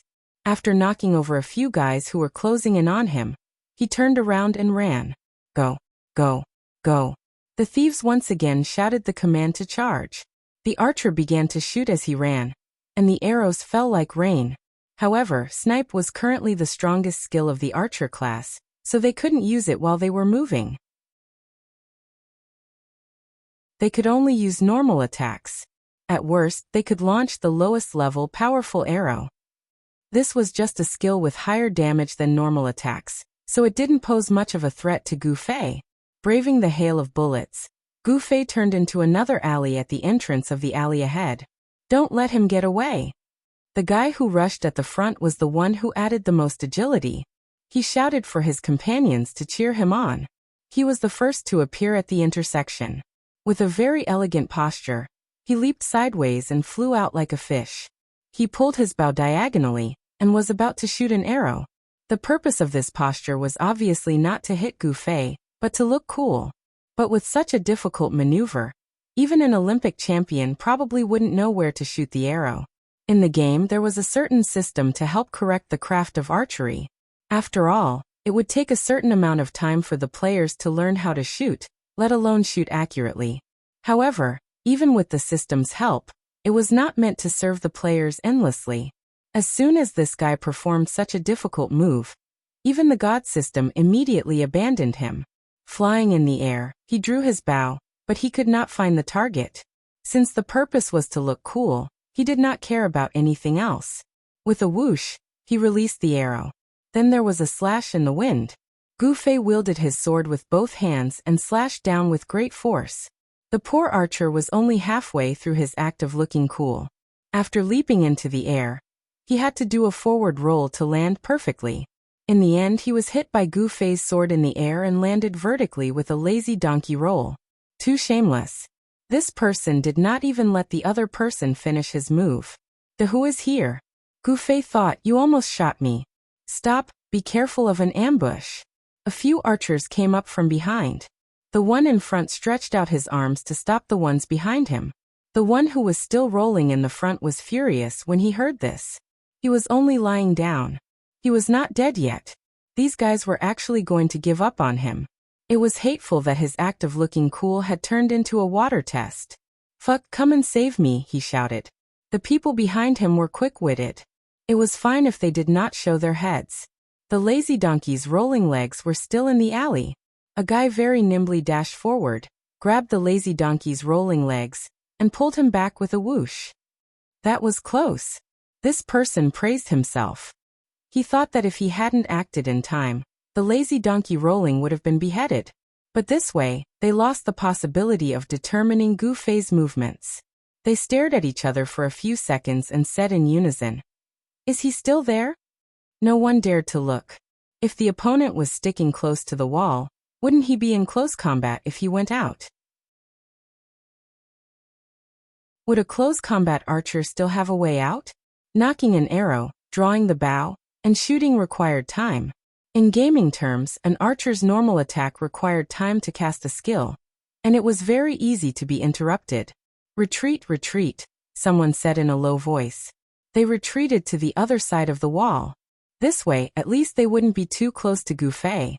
"I'll shout 1, 2, 3 and we'll rush out together. This way he won't know which one to hit," the person said. "Good idea. 1, 2, 3. Go, go, go," the person shouted, trying to use his voice to injure Gu Fei. "Fuck, where is he?" In the long and narrow alley, Gu Fei's figure was already nowhere to be seen. There was a bit of distance between the two intersections. Gu Fei obviously didn't have enough time to turn at the next intersection. The archers stared at each other. Soon after, the other bandits also arrived. Even after careful investigation, they still couldn't find Gu Fei's whereabouts. He forcefully logged off. Someone guessed. Forcefully logging off was allowed in the game, but it was too risky, so no one dared to try it. The game had already made it clear. Forcefully logging off would definitely rewind, but to what extent no one knew. After that, the mage and the clumsy warrior were also seen. Everyone looked at the empty alley and didn't know what to do. "Attention all areas, attention all areas," the mercenary group leader said in the chat. "The target has mysteriously disappeared. Report immediately if you find him." The group walked along the alley and studied. Suddenly someone shouted, "Aya, he's on the roof, right?" Everyone understood and looked up. The house wasn't tall, and the alley was narrow. The walls were close to each other, so it was easy to climb up with arms and legs spread apart. The guy who discovered this used his own body as an example. He climbed up the roof in 2 or 3 steps, looked around and said, "No, he might have already run far away." "Don't worry, as long as he's still in Moonlit Night City, we'll definitely take him down," the leader said confidently. At this moment, the thieves who had been hit a few times began to describe how terrifying Gu Fei's sword was. He lost half his HP after 1 slash. That guy even added all his points into agility. Fuck, if he was a warrior, he would have been killed instantly with a normal attack. A player said. The leader was a warrior. When he heard that the sword was so sharp, he became even more spirited. He continuously spammed the mercenary channel and ordered all the mercenaries to move out. They had to find this guy in a black mage robe. 7 minutes later, the leader received a report that someone had seen this guy enter the offline safe zone and log off. "Which offline zone?" the leader asked. "The knights camp in Area A," someone replied. "Take turns, we can't let this guy go," the leader said. If it was just a normal target, he probably would have given up and wouldn't have wasted any more time. But now that he knew that Gu Fei had such a sharp sword, the leader naturally wouldn't let it go. First, one person will go watch him. Everyone else, come to the 6th Night Tavern. I'll pay for all the drinks, the leader said boldly. The Black Hand mercenary group gathered at the 6th Night Tavern and waited for Gu Fei to log on.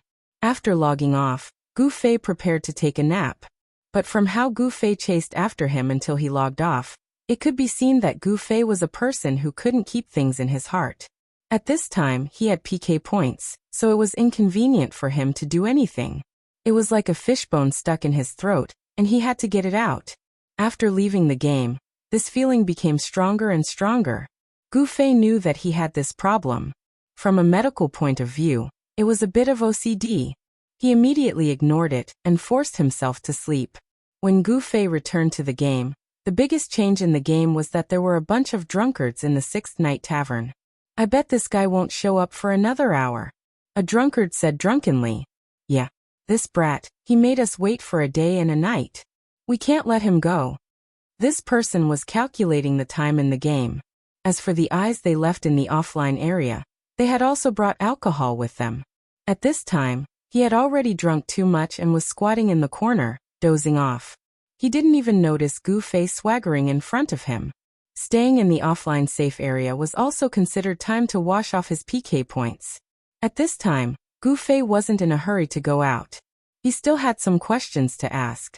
Before entering the game, Gu Fei went to the official website to look up terms such as spell proficiency, sword coefficient, and spellcasting.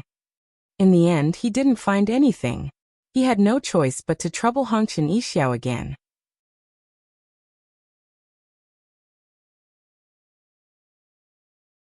Chapter 71. You there? Gu Fei asked Hongchen Yixiao. What answered him was a series of ellipses.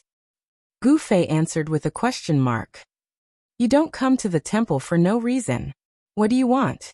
Hongchen Yixiao asked. Sword coefficient, magic proficiency. These attributes appeared on my equipment. What do they mean? Gu Fei asked. This. Hongchen Yixiao hesitated. You can't tell me? Gu Fei said. It's not that I can't tell you, but I didn't think I'd have to talk about this so early. Hongchen Yixiao said. Then tell me. Gu Fei said. You should know in the parallel world, there are no class restrictions for weapons, anyone can use them. Hongchen Yixiao said. Yes. Gu Fei replied. Actually, that's not the case. Hongchen Yixiao said. Low-end weapons don't have much of a difference in attributes. That's why we chose to ignore this factor. But for high-end equipment, different types of weapons will have a coefficient that determines whether or not you can use the weapon to its full potential. This is what you see now, the sword coefficient and magic proficiency. How is it determined? Gu Fei asked. The way you add points to your character determines the various coefficients of your character. And different classes will naturally have the coefficient of certain weapons. For example, a mage will have the coefficient of magic, a thief will have the coefficient of a dagger, an archer will have the coefficient of a bow and crossbow, and a warrior will have the coefficient of all weapons except magic. Of course, there are higher and lower ones. In short, for high-end weapons, if your character lacks the required coefficient of the weapon, then you won't be able to use the weapon to its full potential. Hongchen Yixiao said a lot, then asked, Do you understand? I see. Gu Fei suddenly understood. When he had attacked with the Night Streamer, Gu Fei had noticed that his damage hadn't reached the sword's maximum value. Because he had been relying on his kung fu to achieve this, he had thought that he hadn't grasped the timing of his attacks properly. Only now did he realize that it was the equipment itself that was causing trouble. From the looks of it, the sword coefficient and magic element weren't about increasing one's attributes, but rather equipment requirements. Hongchen Yixiao continued. As for the relationship between the number of people and the number of people, it's related to professions. It's very complicated, and I can't explain it clearly in one go. In short, he just had to refer to the general method of adding points that was in line with the characteristics of the class. As for those who add points differently, we can only look for alternative solutions. Wait. Based on this calculation, if a weapon had a high coefficient, even if it was a suitable class, wouldn't it require a very high level to equip it? Because if you don't add enough points, your own coefficient won't meet the requirements. Gu Fei said. It's not that you can't equip it. It's just that you can't use its full power. Hongchen Yixiao said. Isn't that the same? Isn't this the same as adding a level requirement to the equipment? Gu Fei said. You can't say it like that. It should be said that the coefficient determines how much of the equipment's power you can use. Even if you don't reach it, a difference of 10 and 20 is still different. For example, if a sword coefficient is 200%, and your character's sword coefficient is only 180%, there's a 20% difference. In your hands, the sword's attributes will be multiplied by 80%. In other words, if your sword coefficient reaches 199%, even if it doesn't meet the requirements of the sword, it won't make much of a difference in your hands. Then how do you calculate your character's coefficient? Gu Fei asked. We're not going to announce this. We're waiting for the players to do their own research. Hongchen Yixiao said. Are you doing well in Moonlit Night City? After talking about business, Hongchen Yixiao began to chat with Gu Fei. What's so good about it? The atmosphere in Moonlit Night City is too bad. Just walking on the street and you're slashing people. Is there any law? Are you guys going to do anything about it? Gu Fei protested. If I'm going to do something about it, I'm going to do something about it first. You're the most wanted criminal in the entire game, and you're still so free. Is there any law? Is there anyone who's going to do anything about it? Hongchen Yixiao retorted. Gu Fei was speechless for a moment. After a while he said, but you can't just slash people for no reason. You're a wanted criminal. Everyone has the right to kill you. Hongchen Yixiao said. If someone slashes me, then I don't even have the right to defend myself? Gu Fei had already noticed this problem. Originally you did, but now you don't. Hongchen Yixiao said. Why? Because you're a wanted criminal. Everyone has the right to kill you. Hongchen Yixiao said. Take care of yourself. I protest. I'm also a player. I can't be discriminated against just because I have PK points. Gu Fei loudly protested. Then what? Should we reward you for killing more than a dozen people in a single day? Hongchen countered with a smile. At least, give me a chance to make up for it. Gu Fei said. There is. Isn't the prison door always open for you? Hongchen Yixiao said. What else can I do besides go to prison? Then you can only redeem yourself by doing something good. You can accept a quest to kill people with PK points like you. The reward for normal people is money and experience. You'll get a reward that will erase your PK points. However much PK points you kill, you'll be erased. Hongchen Yixiao said. Gu Fei laughed. Killing to stop killing. Wrong. It's killing each other. I'm encouraging you bad people to kill each other. Hongchen Yixiao said. There's still something you haven't explained. That spell mastery. Gu Fei asked. I'll tell you next time. I have something to do, so I'm going offline. Hongchen Yixiao went offline.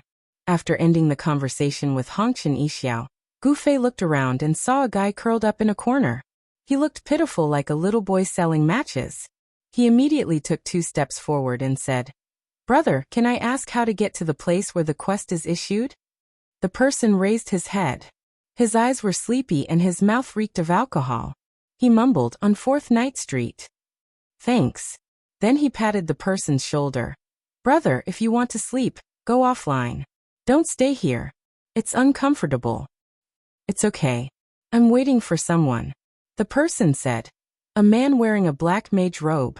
He's a bit handsome, but his behavior is a bit wretched. Have you seen such a person? I'm sorry. The person you're talking about, except for the last one, looks like me. Gu Fei said. Huh. The half-asleep guy tried his best to open his eyes. Only then did he see the guy in front of him talking to him. He immediately sobered up. Just as he was about to say something, Gu Fei raised his hand and drew his sword. Gu Fei took advantage of the situation and pushed the tip of the sword against his chest. After all, it was a game. If he didn't take some lives first, the sword wouldn't be a threat. Black Hand Mercenary Group? Gu Fei asked. The person was stunned. Why are you looking for me? Gu Fei asked. Rob. The person said. Rob. Gu Fei didn't understand. The person didn't say anything. Gu Fei saw that the person was staring blankly. He was probably calling for help in the chat. Gu Fei immediately put away his sword and left. Although the person was an enemy, the information he provided should be correct. On the 4th Night Street, Gu Fei exited the offline area and asked a random player for the exact direction. However, it was inevitable that he would encounter people from the Black Hand Mercenary Group. Gu Fei found a corner and took off his Moonlit Night robe and changed into a new mage robe. It was obvious that the other party was using this black robe as his main symbol. Gu Fei estimated that as long as he took off this black robe, the other party's impression of his appearance would become hazy. Then he swaggered onto the street. The beginner mage robe was a rather sensitive symbol in Cloud City, but it was very common in Moonlit City. Gu Fei noticed that most of the players in Moonlit City were wearing beginner equipment. Gu Fei guessed that they might have better equipment. It was probably because PvP was too popular here, and most people didn't want to lose too much if they died. As he walked, he suddenly received a message. He opened it and saw that it was Brother Yu. Damn, you're already level 31. Is there a special leveling area over there? No, I completed a chain quest and the experience reward was huge. Gu Fei said. Chain quest? Brother Yu muttered. What kind of quest? Tell me when we get back. Yeah. But now that you're level 31, it'll be much easier to hide your identity. Brother Yu said. Why? Low-level appraisal is unable to appraise high-level skills. This includes character appraisal. There aren't many level 31 players in the game, so you don't have to worry about your equipment being appraised. No one can even know your class through appraisal. Brother Yu said. I see. Gu Fei's eyes lit up. That's great. Yeah, if it weren't for the fact that you're number 27,149 in the eyes of so many people, you could swagger over to the wanted office to accept a quest. Brother Yu said. Gu Fei laughed. In Cloud City, I'm 27149. Here I'm not. I'm preparing to go to the wanted office to accept a quest. Where are you? Brother Yu asked. Moonlit City. Through the Black Dragon Mountain Range, there's a new main city. Gu Fei said. I see. How's it over there? Brother Yu asked. Chaotic, very chaotic. The streets are full of people fighting and even robbing. Fuck, I've been robbed again. Talk to you later. Gu Fei said. Who are you? Gu Fei looked at the guy in front of him. My name is Coward Savior. I want to clear my name. I am not a coward. This person raised his arms and shouted. Another one who drank too much. Gu Fei secretly sighed. Come. Gu Fei said as he pulled out Flame Baptism. This was to prevent the Black Hand mercenary group from recognizing him from the night streamer.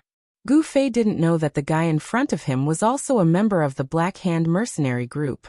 Coward Savior Starry Sky took a stance. Gu Fei saw it and was startled. Mantis Fist?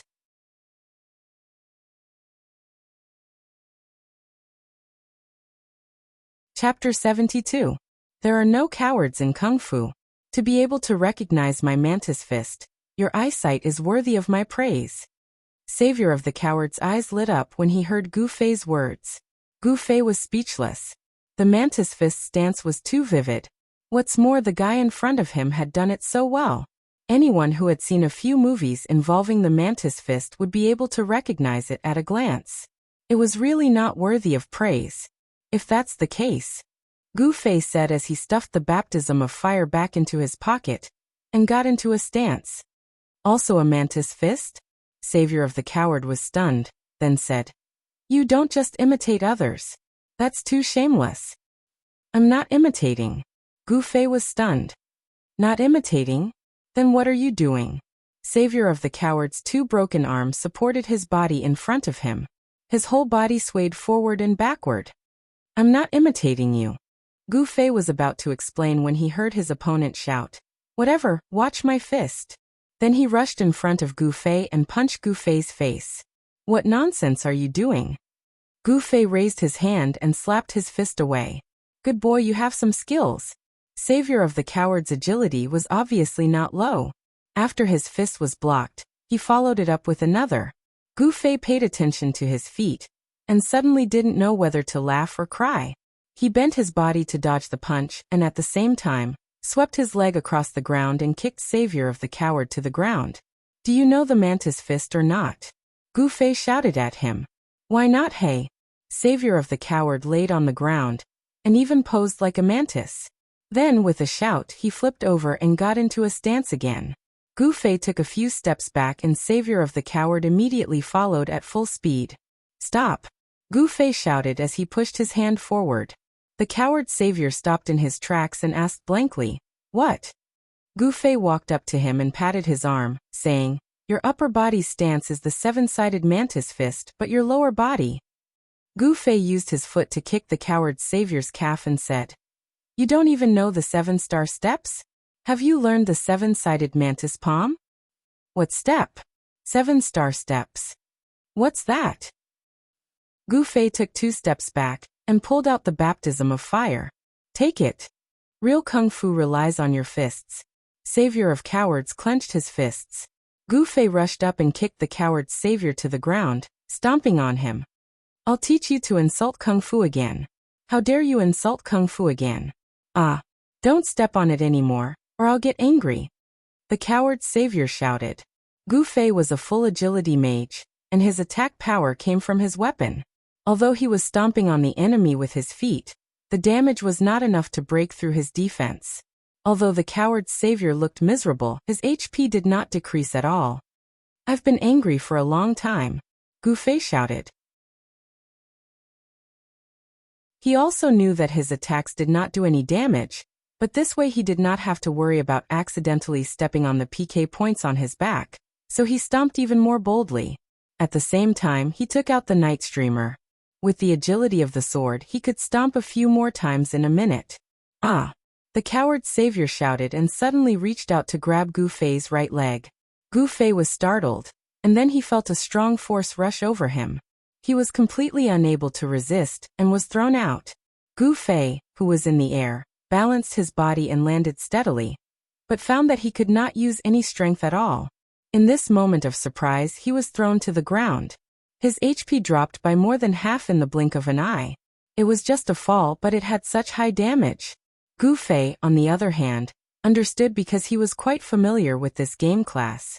Grandmaster of Combat level 30 skill, Hug Throw. The coward's savior used this skill while he was on the ground. He probably could not use it to its full potential, but he still managed to take out more than half of Gu Fei's HP. The attack power of this skill was obviously comparable to an archer's snipe or a thief's backstab. It was a powerful skill that could instantly kill a low-level player with low HP. Ha ha ha ha. The coward's savior stood up and laughed with his hands on his hips. "You forced me to use my ultimate skill. Now you know how powerful it is." It had to be said that even the most calm person would lose their rationality, and that was what happened to Gu Fei just now. The coward's savior's nondescript mantis fist that could even pose while lying on the ground had infuriated Gu Fei. At that time, Gu Fei's only wish was to stomp him into a cockroach. He had completely forgotten that this guy could still resist. Gu Fei slowly got up, patted the dust off his body, put his sword back into his pocket, and turned to leave. The coward's savior clenched his fist and was stunned for a long time before he reacted and shouted, "Stop! Where do you think you're going?" Gu Fei turned back. "I thought you really knew martial arts, so I stayed here to waste my time with you. Turns out you don't know anything. Alright, go do what you need to do." "Fuck, you're looking down on me. Watch this." The coward's savior shouted and swung a horse shooting star. Gu Fei dodged to the side, and the coward's savior turned around and threw another uppercut. Gu Fei took another step back, and the coward's savior's other leg was already flying out, but it kicked empty air. Gu Fei stepped forward and grabbed the guy's ankle that was still in midair, and pushed lightly. The coward's savior immediately lost his balance and fell to the ground, but he didn't fall too far. Gu Fei didn't have that much strength. The coward's savior was a little stunned. The uppercut and bouncing kick just now weren't the messy mantis fist that he used before.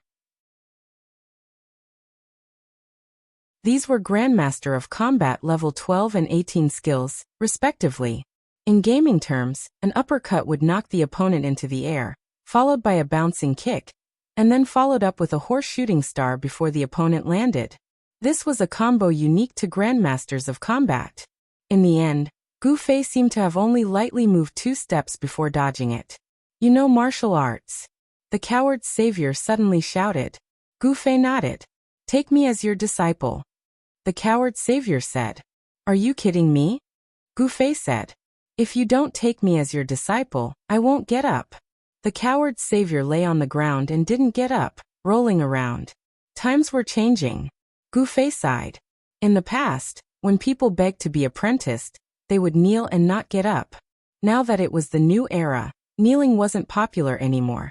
So they changed to rolling around on the ground. The words didn't change though. It was still, if you don't take me as your disciple, I won't get up. Take me as your disciple. Take me as your disciple. The coward's savior shouted as he rolled around. He suddenly looked up and saw that Gu Fei was long gone. The coward's savior stood up with a carp flip and clenched his fists. I must be apprenticed to learn martial arts, because with martial arts, there are no cowards. At this time, Gu Fei was already 2 streets away. The coward's savior was a rare person who was passionate about martial arts, but this person had a problem with his brain. Gu Fei sighed. Rather than stay there and embarrass himself with him, it was better for him to disappear early. After asking a few more people along the way, Gu Fei finally arrived at Moonlit Night City's 4th Street. The room where the bounty quest was issued was very large, and for a town like Moonlit Night City where PvP was very popular, this place was very lively. Many players gathered here, each with their own thoughts, looking around the list and waiting. At the same time, everyone was praising the number 27149, which was still at the top of the list.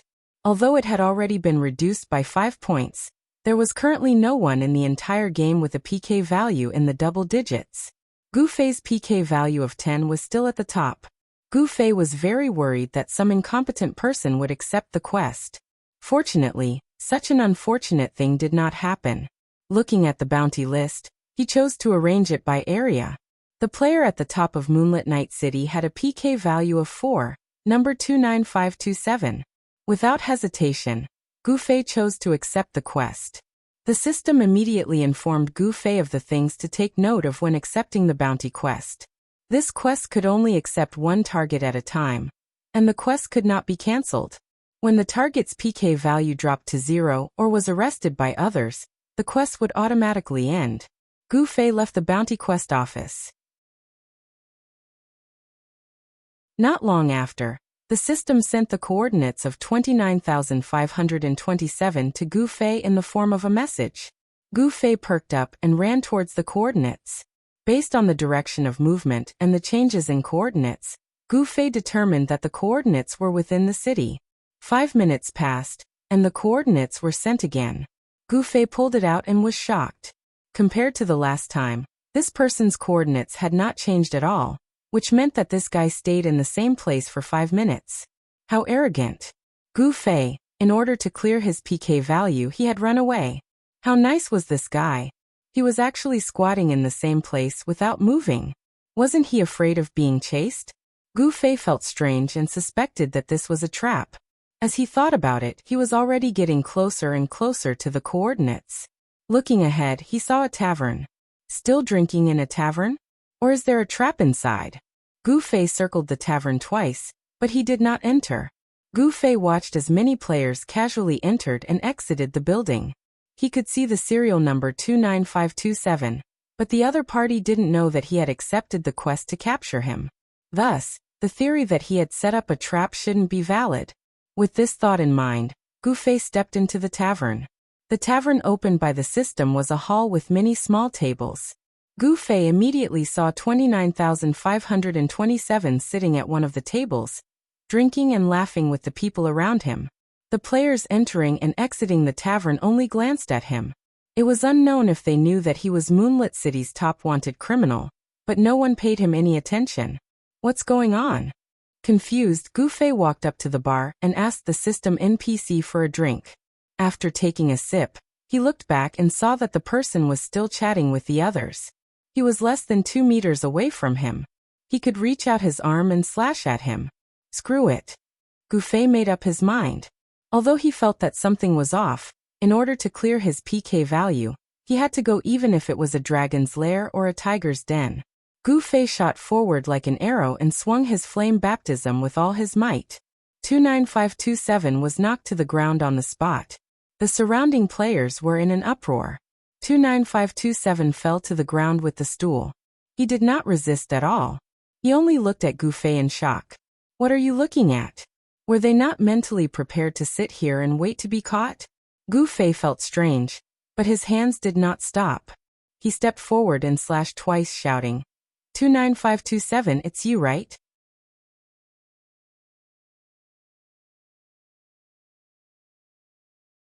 Chapter 73. 29527 didn't have time to answer. He was just unlucky. The baptism of fire had a 30% chance of fire, and under the scorching heat, the guy disappeared with a puzzled expression. A white light flashed, and there was a bang. This was the signal that the guy had been sent to prison. If a player was killed by a wanted player, the dead player would be directly sent to the system's prison, and wouldn't receive a death penalty.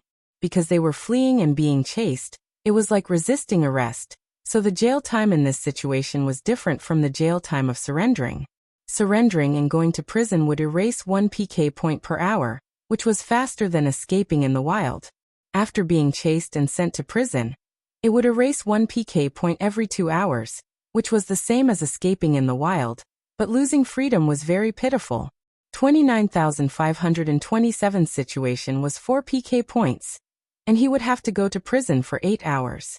Not receiving a death penalty was the only consolation he had. Gu Fei had already heard the system notification. Wanted quest 29527 completed. Player can go to the quest distribution center to receive the reward. Gu Fei breathed a sigh of relief. The guy's confused expression made Gu Fei's hand tremble. When he chopped down the last time, he wondered if he had hit the wrong person. Now that he had the system notification, he could finally relax. Putting away the baptism of fire, Gu Fei clapped his hands and walked to the bar. He had only taken a sip of the wine he had ordered. Gu Fei planned to finish it before receiving the reward. The people at the tables around 29,527 all looked at Gu Fei in surprise. Gu Fei smiled and nodded at them. He walked to the bar, picked up his wine and took a sip. Looking back, he saw that everyone was still looking at him. Gu Fei muttered to himself. Could it be that his actions just now were too cool? He thought to himself, but still raised his glass to show courtesy. Bang! A table was kicked over by someone. The players at those tables seemed to wake up from a dream. The surprise on their faces had already turned into anger, and their anger was directed at Gu Fei. The players at the other tables clearly had a special sense of smell for PvP like the players of Moonlit Night City. They had already sensed that the atmosphere wasn't right, so they stood up and prepared to leave the tavern. Hi Master Kong, it's you. You're here too. Gu Fei's eyes were sharp. He saw a person and immediately went forward to greet him. Master Kang's face turned pale. He quickly said, "Who are you? I don't know you." "Am I not that person?" Gu Fei said as he walked quickly toward Kong Shifu. In the blink of an eye, he was beside Kong Shifu. He put his arm around Kong Shifu's shoulder and said, "Why are you still standing there? Run." "Big brother, you've killed me," Kong Shifu cried as he ran out, but Gu Fei was faster than him and beat him to the door. "Fuck, that guy ran away." The group of people in the tavern who were glaring at each other once again seemed to have woken up from a dream as they shouted and rushed out of the tavern. Gu Fei had already run a few meters away, followed by Master Kong. A group of people rushed out of the tavern and saw them. They shouted, "Over there, 2 of them. Don't let a single one of them escape." Kong Shifu cried again when he heard this. He shouted at Gu Fei, "Why are you paying attention to me? Pretend you didn't see me." Gu Fei said apologetically, "I'm sorry, I was trying to divert their attention." "Who are they?" Gu Fei asked as he turned around. Those people didn't seem to be fast enough to catch up to Gu Fei and Kong Shifu. "They are from the Bygone Dust Guild, the biggest guild in Moonlit Night City. The person you killed is called Silver Moon, the leader of their guild." Master Kong explained bitterly, but he still couldn't forget to complain. "Why did you kill him when he was just fine?" "I'm doing a bounty quest," Gu Fei said. "There are so many people on the bounty quest, why did you pick him?" "His PK value is 4 at most," Gu Fei said. "You can't be blamed." Kong Shifu sighed as he ran. "You can't see the name of this quest. You're not from here, so you don't know Silver Moon. Why do you think he dared to sit there and drink with so many PK points? Isn't it because even if someone else took this quest and saw him, they would have to go back the same way they came? How much experience and money does a bounty quest cost? If he offended the Bygone Dust Guild, would he still be able to live in Moonlit Night City?" "Oh, I see." Gu Fei understood. No wonder that guy was so confused when he died. It wasn't that Gu Fei didn't suspect this, but he was brave enough to challenge the impossible. Let's take 10,000 steps back. You killed him, and then you ran.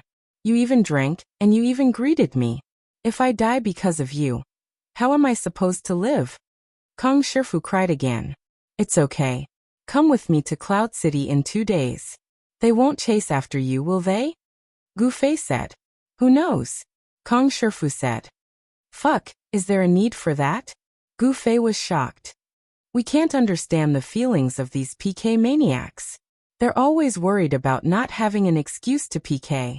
Now that they're being chased by Qianli, maybe they'll think it's cool. Kong Shifu said. Cool my ass. We've already lost them.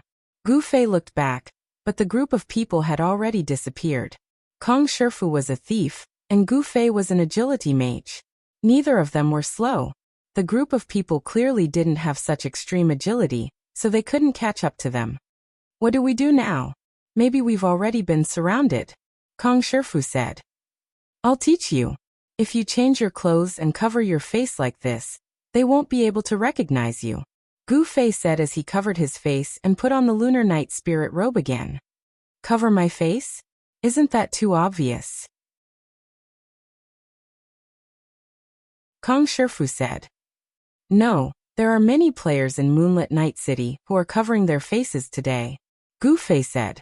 He didn't say that those masked players were also going to kill him. Gu Fei was puzzled. He was such a low-key person, so why did he attract so many people to kill him? It was rare for him to get rid of a PK maniac, but he ended up getting into trouble. Of course, compared to him, that person's PK points were nothing. Kong Shifu did the same, then looked around and said, Okay, let's leave Moonlit Night City and go back to Cloud City. No. Gu Fei flatly refused. Why? Gu Fei could only be honest. I'm also carrying PK points. If I go back to Cloud City, I'll be annoyed to death. I came to Moonlit Night City to seek refuge. Kong Shifu's expression couldn't be seen with his face covered. He took a few steps back and said, So you're also a PK maniac? Don't tell me you're the Killer King of Cloud City. Of course not. I only have a little bit of PK points.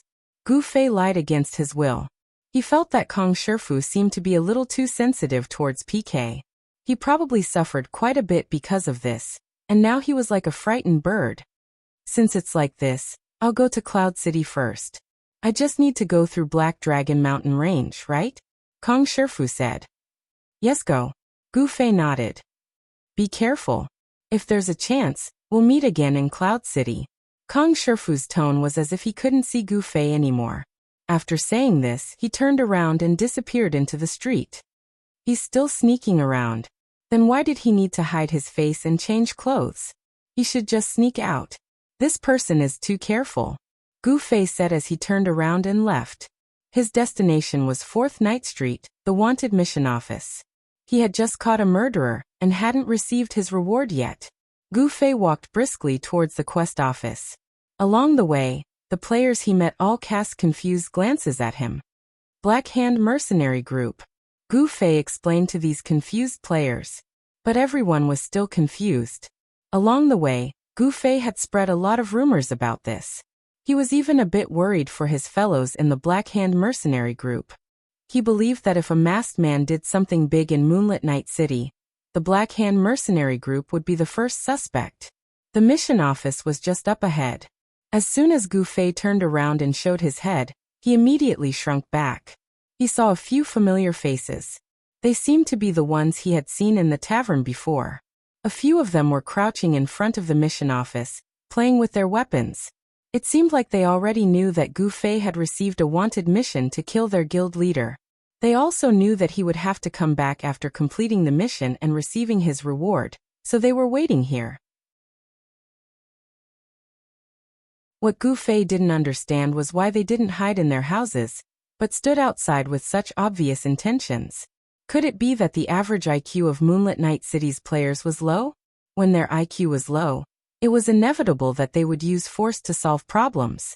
For example, most animals were like this. This was somewhat similar to the atmosphere in Moonlit Night City. If they had this kind of IQ, Gu Fei felt that he wouldn't raise any suspicions even if he swaggered in with this outfit. Thinking about this, Gu Fei walked out of the alley and headed towards the mission office. His masked appearance immediately attracted a lot of attention. Black Hand Mercenary Group. Gu Fei said to the person who was looking at him. Black Hand Mercenary Group. When he reached the mission office, Gu Fei specifically said to the former Dust Guild member, who was playing with a sword, "Scram." The person impatiently said to Gu Fei. This was the first time in his life that he felt so happy after being scolded. Gu Fei happily entered the mission office and received his reward. The system notified him that his PK points had been washed away by 4 points. Then he received a new mission, but unfortunately, there was no more Big Head Garlic like 29527. The remaining wanted players were all people with a PK value of 1. The surrounding players who were doing the bounty quest were all lamenting. For a town where PK was so prevalent, the PK value was so conservative. Everyone felt that it was too shameful.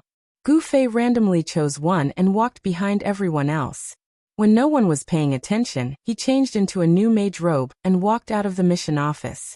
He then said to the person playing with a sword, "I'm from Black Hand Mercenary Group." Fuck. The person jumped up with a sword in his hand. "Are you guys done? I was the one who killed your boss." Gu Fei said word by word. He suddenly turned around and ran.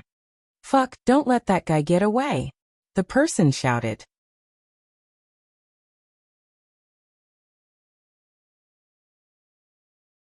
Chapter 74. Gu Fei was wrong. He was really wrong. When he saw that guy roar and countless players erupt like volcanoes from all directions, Gu Fei knew how ignorant he was to mock his opponent's intelligence. The other side had a few hotheads standing outside the door, which made Gu Fei lower his guard. If he hadn't seen such a stupid arrangement, Gu Fei might have been careful. It didn't matter if he didn't dare to enter the house, he could always find a friend to see if there were people from the bygone Dust Guild inside. The other side was worried that this would happen, so they simply put a few idiotic guys at the door and arranged the real ambush in the dark.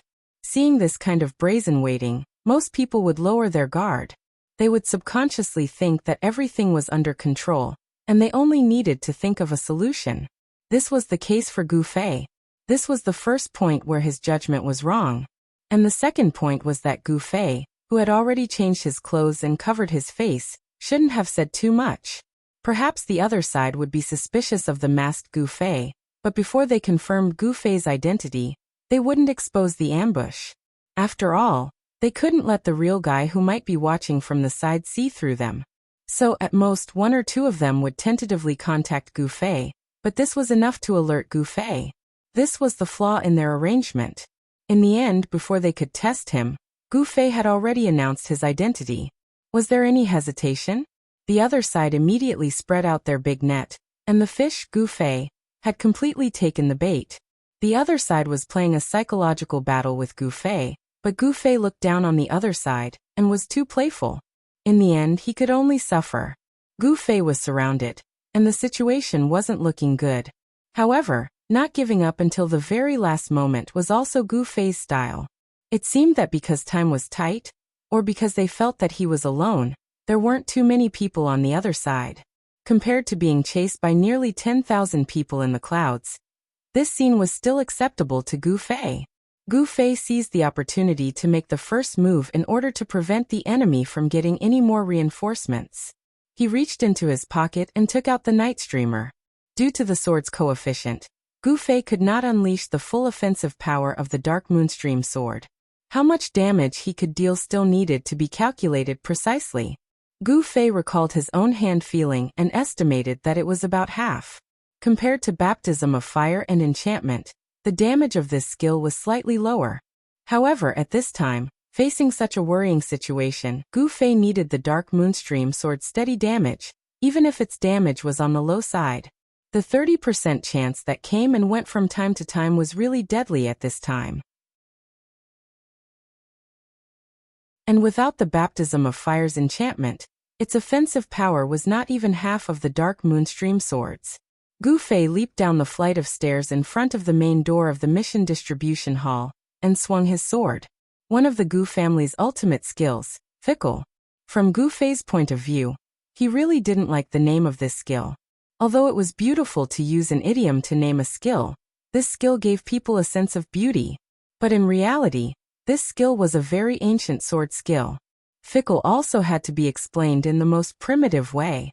It basically meant that one could see through the appearance to see the essence. From this, it could be understood that this skill was a big trick. In an instant, he drew out several swords and attacked many targets. There had to be both feints and reality. If he stabbed at the feints, he had to immediately pull back to create an illusion. If he stabbed at the real ones, he would have to stab them all. If he stabbed at the real ones, he would have to use all his strength. With such a long distance, it was very unrealistic to try and stab so many enemies in an instant. As a result, the more feints there were, the more targets he could stab at. With Gu Fei's skill in the real world, he could stab out 12 times in a set amount of time if he only used one attack and the rest were feints. At this time, due to the game's limit, Gu Fei estimated that he could stab out 6 times at most. However, if he changed his strategy slightly and didn't use a single real attack, he could stab out 2 more times. This was Gu Fei's idea. In an instant, he stabbed out 8 times towards 8 targets. Sword light flashed. This trick could even deceive people who really knew Kung Fu, so it would be easy for it to harm ordinary people. For a moment, the 8 players that had been targeted by Gu Fei all thought that the sword was about to stab into them. They hurriedly waved their weapons to block. Everyone had heard that this person was someone who had insta-killed their boss in 3 moves. He definitely couldn't be underestimated. Of course, they didn't know that their boss had stepped on 30% health 3 times in a row. Gu Fei looked at everyone's reactions and was very satisfied. As expected of a town where PvP was popular, the quality of the players was high. They knew how to block with their weapons. If this had happened in Cloud Peak City, half of the rookies would have stupidly stuck out their chests to take this blow, and then continued to smash Gu Fei with their weapons. One sword forced back 8. The effect was gratifying. Gu Fei took advantage of the opportunity to step into a gap in the crowd and raised his hand again. This time Gu Fei attacked 6 targets. If he only relied on trickery, it would be hard to avoid being seen through. Gu Fei didn't dare to look down on his opponent's intelligence anymore. This time he hid 1 out of the 6 swords. As for the target, it was obviously Gu Fei's favorite thief. In reality, mages had lower health than thieves. However, the ones who rushed up to get close wouldn't be mages. In terms of proximity, the thief was the weakest target. 5 feints flashed out, and the target was the 6th thief. The thief nimbly swung his dagger to block. Gu Fei smiled indifferently and casually made a change. The tip of the sword trembled past the dagger and hit the opponent's head. The thief cried out. After all, being poked in the head with something was a very scary thing. Gu Fei turned his sword and used this move for the 3rd time. Previously, it was counterclockwise. This time, it was a different direction. The first sword was a real one, and the target was the poor thief. Under the maximum attack of 2 dark stream swords, the thief died on the spot. Gu Fei's PK value naturally increased by 1, but this was also within his calculations. Imagine if he only put on a show and didn't hurt or kill anyone after a few times. How could he still be intimidating? When these players discovered that Gu Fei's swords didn't have any power, they would naturally be brave enough to charge forward. When the time came, unless he turned into Superman or Spider-Man, there was no way to stop him. Since he had already intimidated them with brute force, he couldn't relax his mental attacks either. Taking advantage of the moment a circle of people were forced back, Gu Fei swept the tip of his sword in a circle. The wind created by the tip of the sword swept up the dust on the ground and sent it flying 360 degrees. This is my sword circle. Those who enter die. At this crucial moment, he had no choice but to show off. Gu Fei thought. As expected, the enemies were slightly shaken. They stared at Gu Fei's sword and didn't dare to move. Everyone had seen how he killed the thief in 2 strikes. Even if the thief had low HP, he hadn't used any skills. More importantly, what was this guy's class? The surrounding people frantically used identify, but they couldn't even identify a fart. At this moment, Gu Fei was feeling bitter. The other side didn't move forward for the time being, because he had suppressed them. Now with him as the center, they had formed a circle. The area of this circle was quite large, so it wasn't very likely for him to fight his way out. If the other side didn't react in time, and the archers and magicians found a high point to launch an aerial attack on him, he would be completely finished. How could he get out of the circle? Gu Fei sized up the various players around him. Although no one stepped forward to challenge him, the other side didn't panic.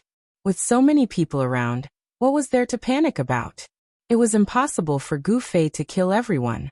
This was a fact that everyone knew.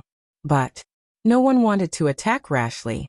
In the chaotic battle, Gu Fei disregarded everything and risked his life to fight to the death.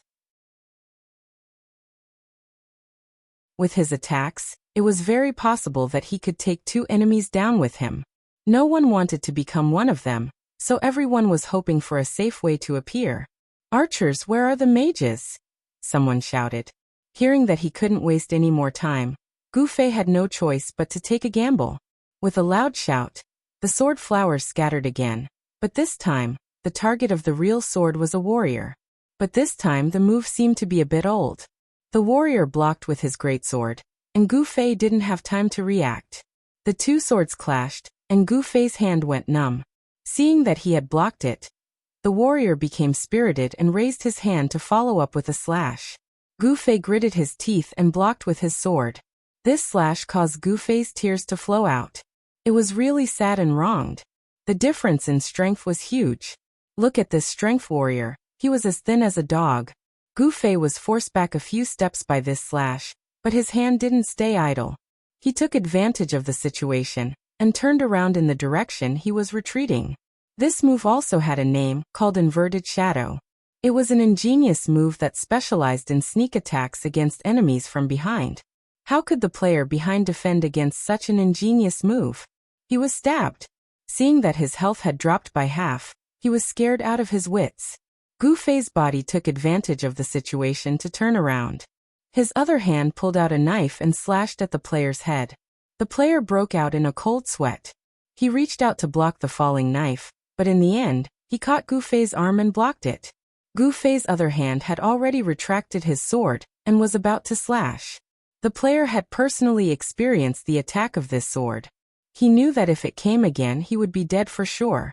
In a moment of panic he didn't dare to think too much. He threw out both his arms and shouted, "Fuck you." Gu Fei was thrown out with a whoosh, but he let out a sigh of relief. This was what he had been waiting for. Grandmaster of Combat level 30 skill, Hug Throw. He believed that the opponent was at least level 30, and that the opponent would use Hug Throw in a desperate situation like this. This time, Gu Fei's judgment was not wrong. He had already fallen out of the encirclement. Next he had to run.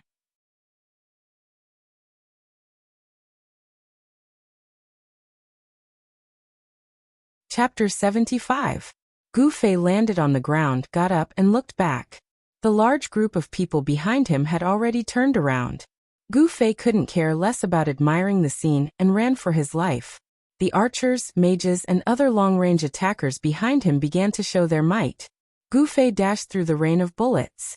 Other than the archers sniping, he wasn't afraid of anything else. However, the accuracy of the sniping helped Gu Fei this time.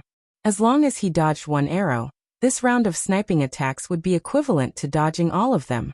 Everyone would accurately shoot at the same spot.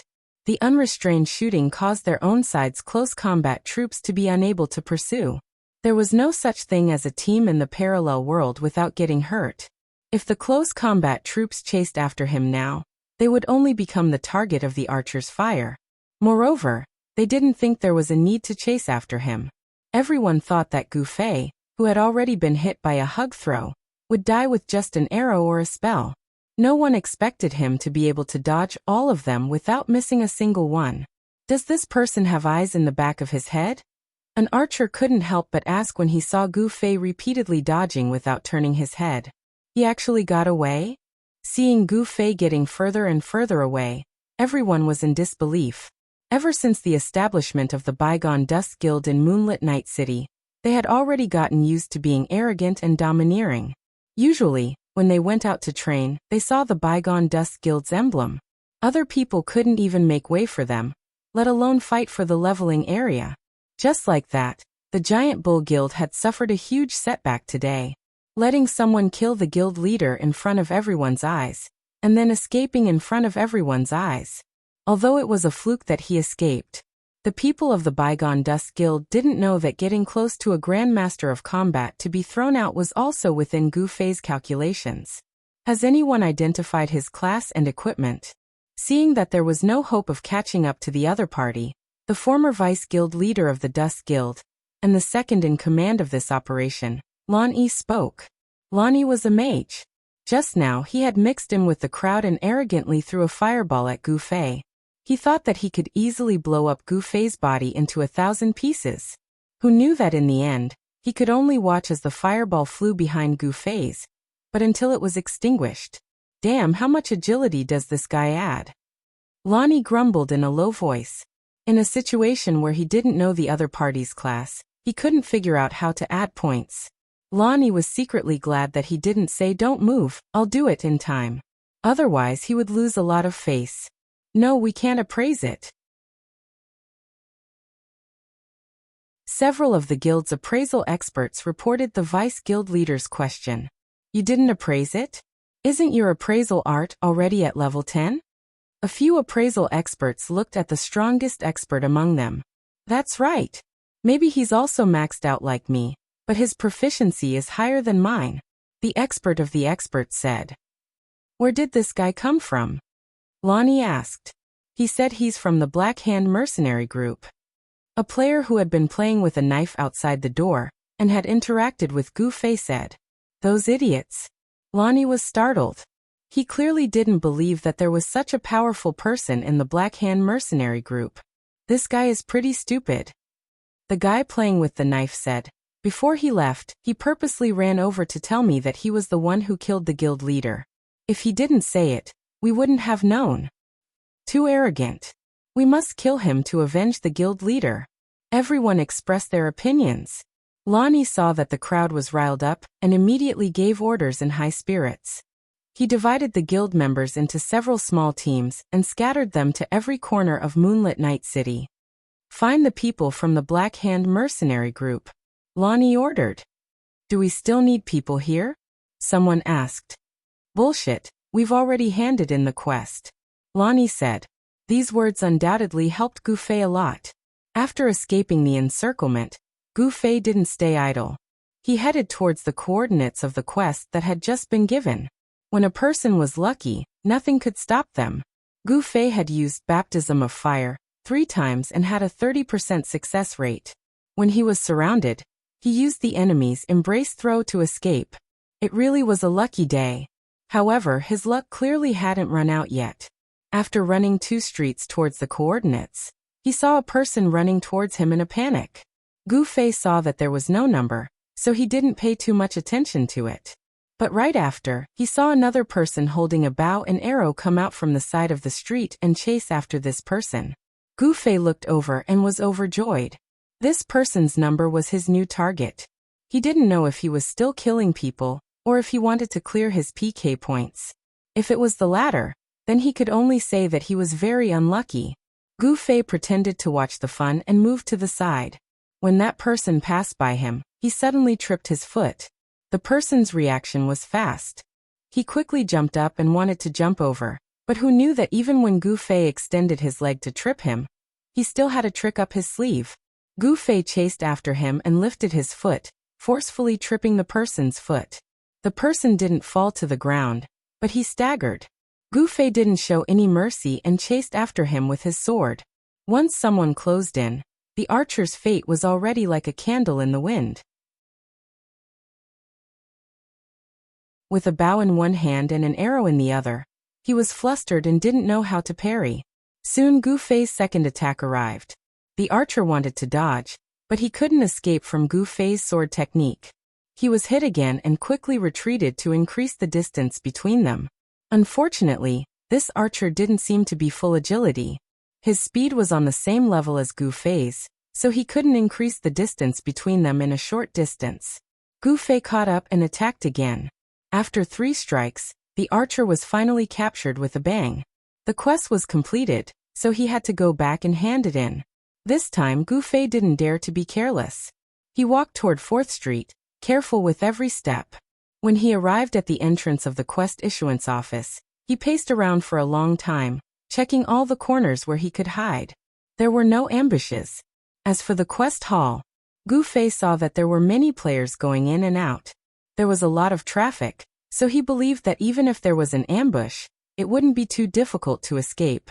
He immediately walked in. Just like the last time, Gu Fei's mask only attracted some casual attention. Gu Fei didn't want to stay here for too long. He quickly returned the quest, received a new one, and left. Walking on the street while waiting for the quest to update his coordinates, he suddenly felt something strange behind him. Gu Fei didn't make a sound. He paid attention to his surroundings and quickened his pace. When he was almost at the intersection, he suddenly ran like crazy. He turned and rushed to the next intersection. Then he turned again and hid behind a wall. Not long after, Gu Fei saw a skinny figure appear at the end of the street. Looking around, he realized that it was a girl. Gu Fei carefully observed the other party's attire, and didn't find the emblem of the former Dust Guild. For an arrogant guild like the former Dust Guild, its members were all afraid that others wouldn't know they were members of the former Dust Guild, so they all wore their emblem in the most eye-catching place. All the people Gu Fei had seen before were like this. This person probably wasn't from the former Dust Guild. If she was, she wouldn't be alone. Gu Fei walked out from behind the wall. But he was still cautious and carried his sword behind his back. "Girl, who are you looking for?" Gu Fei asked. The girl turned around and saw Gu Fei. She grinned. "I'm looking for you." Thin. She was really too thin. Gu Fei looked at the girl, and only had this feeling in his heart. He only felt that it would be satisfying to grab her and break her. "Who are you?" Gu Fei asked. "Wuxia." The girl said. "What's Wuxia?" Gu Fei asked. "I'm called Wuxia. Your name is quite interesting." Gu Fei said. "What about you?" Wuxia asked.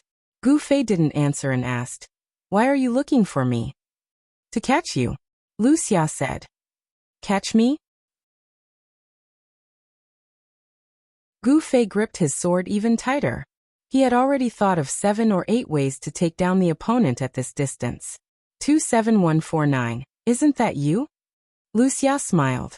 A close combat mage from Cloud City. Gu Fei was shocked. He didn't know how the other party saw through him. But his face didn't change. "I don't know what you're talking about." Wuxia smiled again. "I've already accepted the quest. In my eyes, your number 27149 is floating above your head." Gu Fei was startled. It seemed that the other party wasn't lying. So he didn't hide it anymore and directly asked, "How did you know?" "I was in the quest posting hall.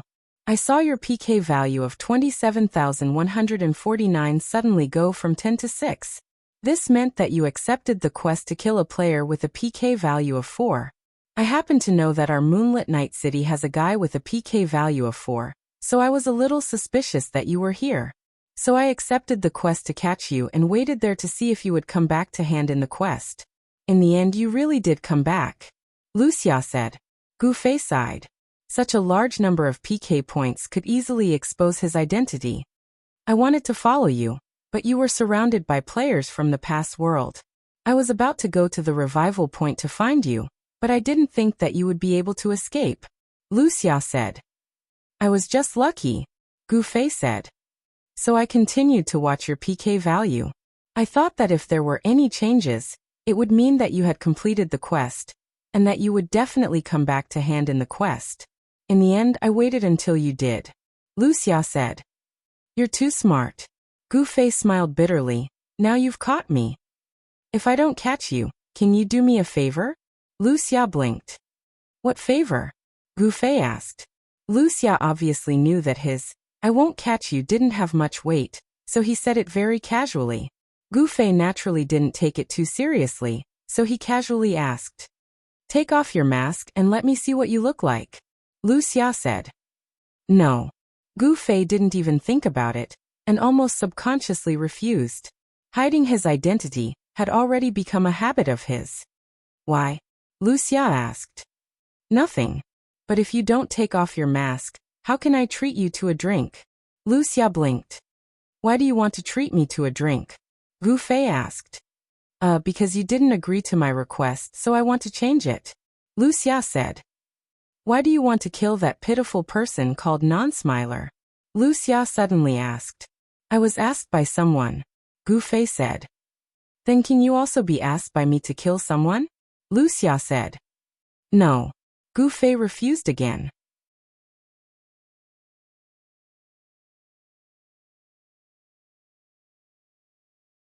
Chapter 76.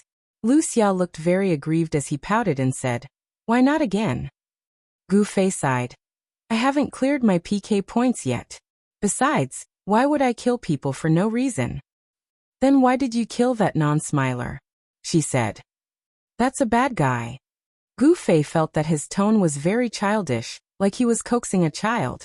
I want you to help me kill a bad guy too, she said. Oh, how bad? Come with me, she said. Gu Fei pondered for a moment before following behind Wuxia. Gu Fei wasn't familiar with Moonlit Night City, so he didn't know where he was going. He saw that she stopped and came to a door, knocking rhythmically a few times. Not long after, the door was opened. The leader poked his head out and looked around. He saw Gu Fei and was very nervous. Who is this person? I was the one who found him, Wuxia replied. Alone? The person frowned. Let's go in first. She pushed him away and pulled Gu Fei in. It was a smaller room than Amethyst's guild, and there were 5 people including she. Gu Fei was at a loss, looking at she and waiting for her explanation. The people you see right now are all because they offended someone in Moonlit Night City, so they can't play properly now. You only see these few, most of them aren't online, and some of them have already announced that they're not playing anymore. She looked sad. Is it that serious? Gu Fei said. Someone sighed. Normally we kill them on sight, and we can't join any guild or mercenary group. We're treated like a plague by the players, so how can we play? I'm already level 30, but what about now? I'm level 23, so I can't go out and level up. There are only a few leveling areas, and we have to go to a fixed place to do quests. We can't avoid them. Let's go somewhere else. We won't stay in Moonlit Night City, let's go to another city, Gu Fei said. Other main cities. Someone mumbled. Where are they? Through the Black Dragon mountain range is Cloud City, Gu Fei said. Everyone's eyes lit up, and they immediately stood up. Then let's go now. Wuxia hurriedly stopped him. Hey, don't forget, we still have to vent our anger. What are you venting for? Someone said impatiently. If you can run, then run. In the beginning you couldn't hide, but now you can. Hurry up and leave. As he said that, the few of them swarmed towards the door. Willow wanted to pull them back. Stop fooling around. One of them swung his arm and pushed Wuxia away. The few of them walked out of the door without looking back. Wuxia was stunned on the spot, tears of grievance welling up in his eyes. Your friend? Gu Fei asked. Maybe. Wuxia rubbed his eyes. Forget it, don't be sad. You should follow them to Cloud City. Our place is much more harmonious than here, Gu Fei said. Then why did you come to our Moonlit Night City? Wuxia said. I'm an exception, Gu Fei said awkwardly. Although he came to Moonlit Night City and caused a lot of trouble, to him, this place was much more harmonious than Cloud City. I'm not going, I have to vent my anger. Wuxia's tone was firm. Then you can do it. Gu Fei nodded, and also wanted to leave. Help me. Wuxia looked at Gu Fei. Gu Fei really didn't have the heart-wrenching determination of those guys just now. He sighed and said, It's not that I don't want to help, but I'm here alone to seek refuge. My strength is limited, how can I help you? But you can even kill Silver Moon. Wuxia's face was full of expectation. Gu Fei sighed again. Who are you talking about? It's called Boundless Mang. Wuxia said. This person is extremely bad. The most we did was steal his monsters. Most of them didn't even mean it. In the end we were killed by him and his people. He even spread the word that if any guild or mercenary group dared to take us in, they would kill us all. Right now, we're like street rats in Moonlit Night City. Everyone wants to kill us. So tyrannical? Gu Fei was dumbfounded. Today he had learned something new. Wuxia continued. Right now, only us thieves can rely on stealth to come online. The others don't come anymore. How pitiful. Gu Fei's sympathy began to overflow. Can you help? Wuxia's lonely and helpless expression undoubtedly added fuel to the fire. Gu Fei finally nodded. Okay. I'll try, but I can't guarantee anything. But, you have to help me prepare first. When Wuxia heard Gu Fei's reply, she swept away her gloomy look and in an instant, her face glowed with radiance and beauty. Tell me, what do you need? Help me buy some equipment from the auction house, especially clothes. It needs to be different from what I'm wearing now. Also, if there's any accessories that increase the chance of attacking with fire spells, give me a few as well. Gu Fei ordered. I don't have money right now. Wuxia was stunned when he heard this request. Gu Fei took out his wallet and gave 200 gold to Wuxia. Go. Wuxia took it dumbly, as if he couldn't believe this was real. After thinking for a while, he said, When I go out, you can't stay in the house. You have to add me as a friend, and I'll set up the permissions for you. No need, I'll wait outside. Gu Fei walked out.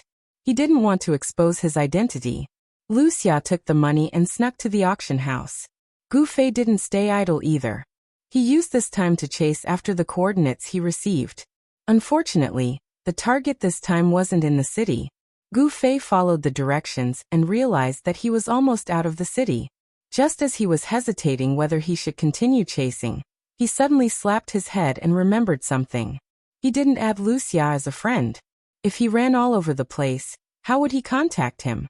Thinking of this, he hurriedly went back the way he came. He finally found Wuxia's house. He went up and knocked. The door opened, but he couldn't see anyone. Seeing that it was Gu Fei, Wuxia revealed himself from stealth.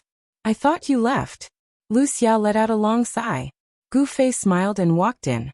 Wuxia took out a bunch of items from his pocket and threw them on the table. Burning Mage Robe, plus 7 intelligence, plus 10% fire magic damage, 100 gold. Blessing of Fire Necklace, plus 6% fire magic attack rate, 10 gold. 2 Rings of Fire, 7% fire magic attack rate, 10 gold. 1 with 6% fire magic attack rate, 12 gold. There's a badge with 7% fire magic damage, but the seller marked it at 50 gold coins. I didn't buy it. There's 68 gold coins left. I'll return it to you. Wuxia introduced the items one by one and passed the money to Gu Fei. Not bad. Gu Fei held it in his hand and looked at it. Actually, he didn't know much about the prices. Even if he did, he wouldn't be able to say anything. In a normal game, the setting of the main city in this parallel world could be understood as 2 different servers. It was hard to say whether the prices were the same or not. Gu Fei changed the items one by one. At this time, including the fire baptism, his fire magic damage was at 49%. It was almost a 1 out of 2 attacks. In addition, compared to the beginner's robe, this robe had 7 intelligence and fire magic damage, so the damage of the enchantment would be even more terrifying.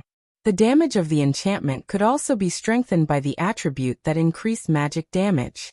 After putting on the robe, Gu Fei asked Wuxia, What's his name? Where can I find him?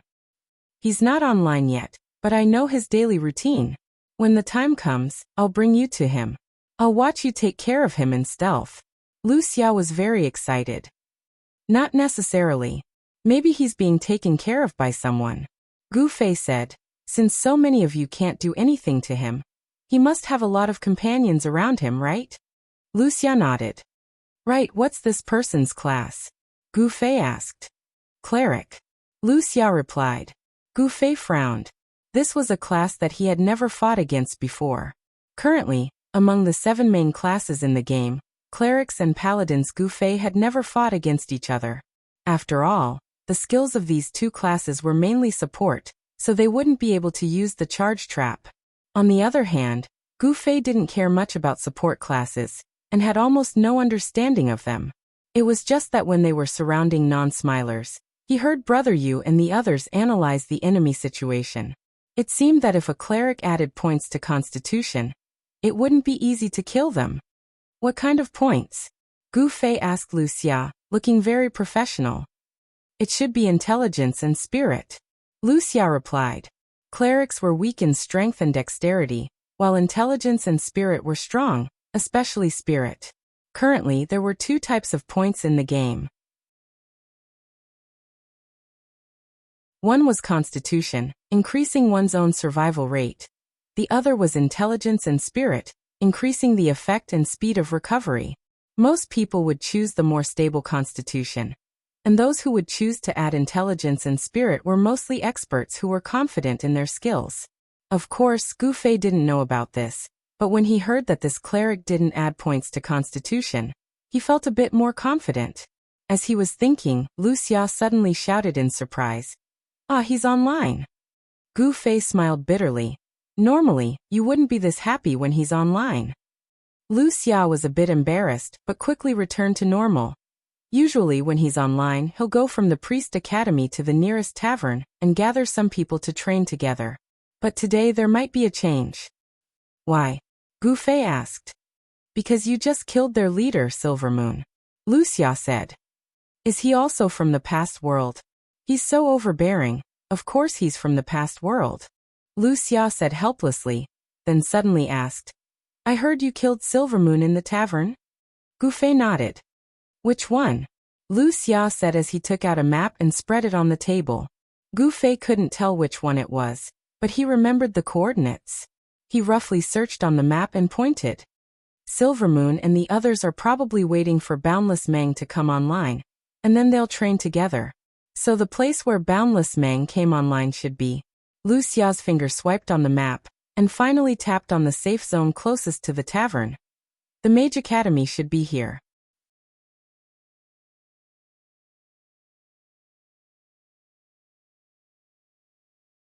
Chapter 77. Where are we now? Gu Fei looked at the map. Here. Lower Willow pointed. It's quite far. By the time we get there, he might not be in the tavern anymore. Gu Fei looked at the distance on the map. Yes, but do we know where he'll go? Lower Willow said. Where will he go? Gu Fei asked. He'll probably go to the dungeon to visit Silvermoon. Lower Willow said. So we can visit prisoners. Then where is this dungeon? Gu Fei asked.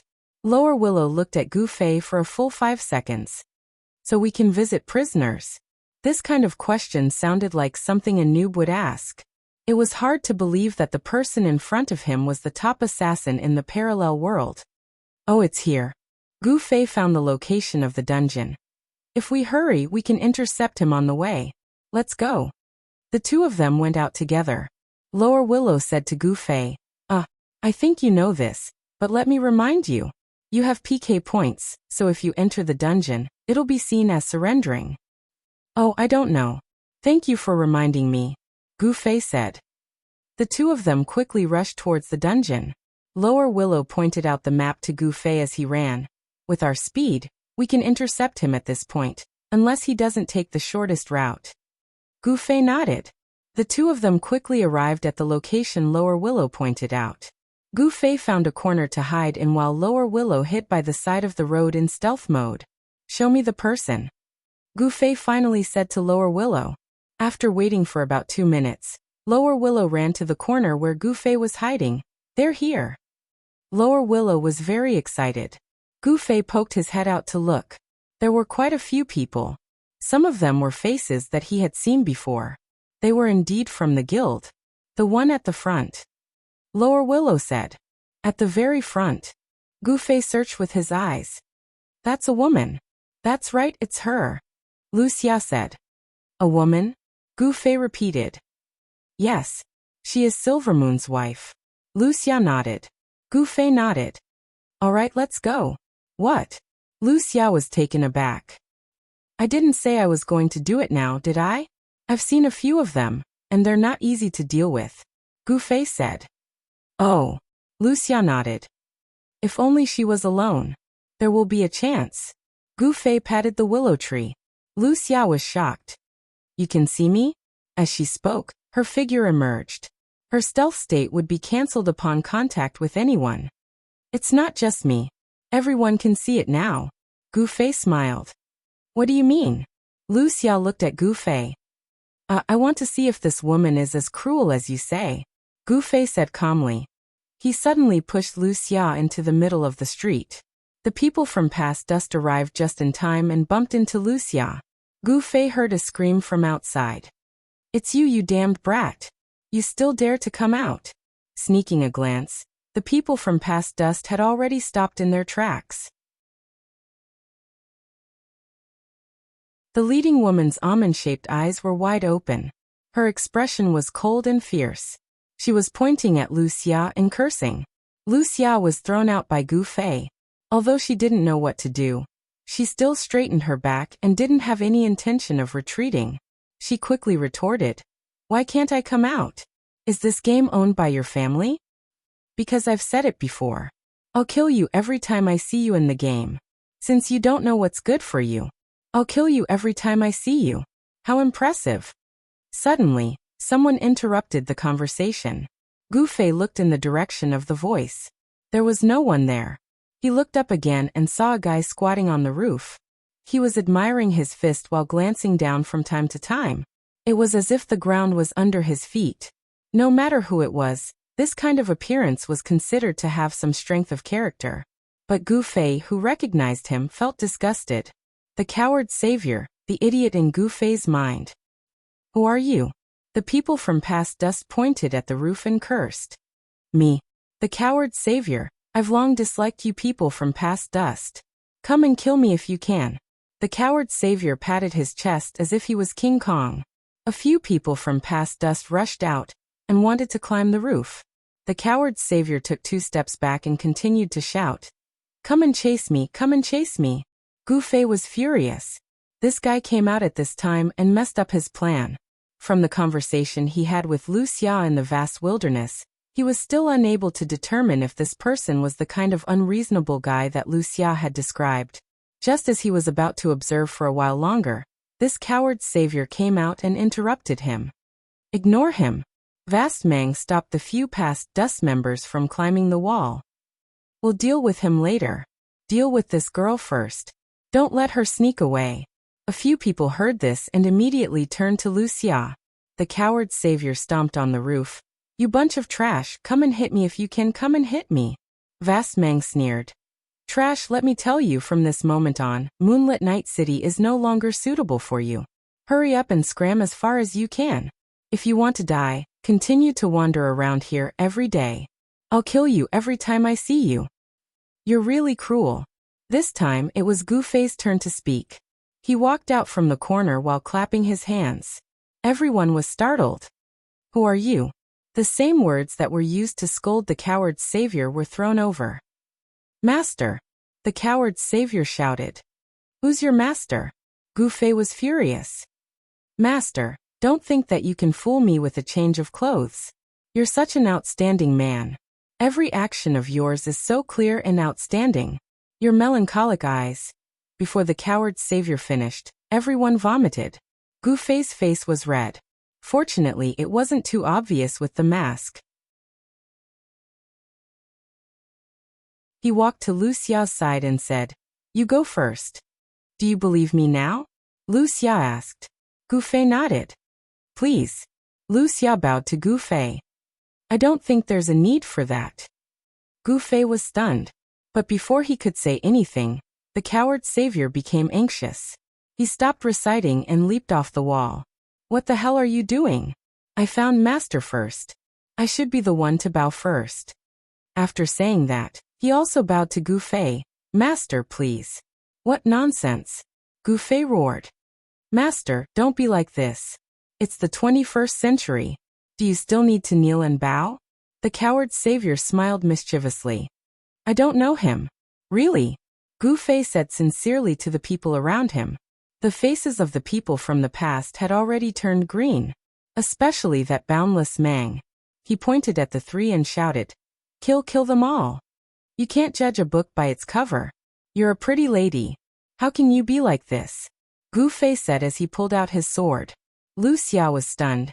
"Didn't you say that some of these people are hard to deal with?" "That was a lie." Gu Fei smiled. "Master, I'll help you.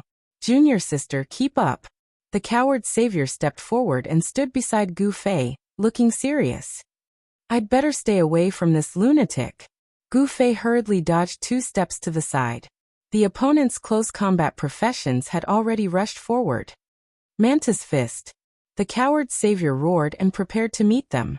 But he was kicked back 2 meters by Gu Fei. If you use Mantis Fist again, I'll kill you. Yes, Master. The coward's savior nodded and bowed. He turned around and shouted, 7-sided Mantis Fist. Gu Fei wanted to cry but had no tears. He could only feel his anger. Coincidentally, a thief had sneaked up on them while they were talking.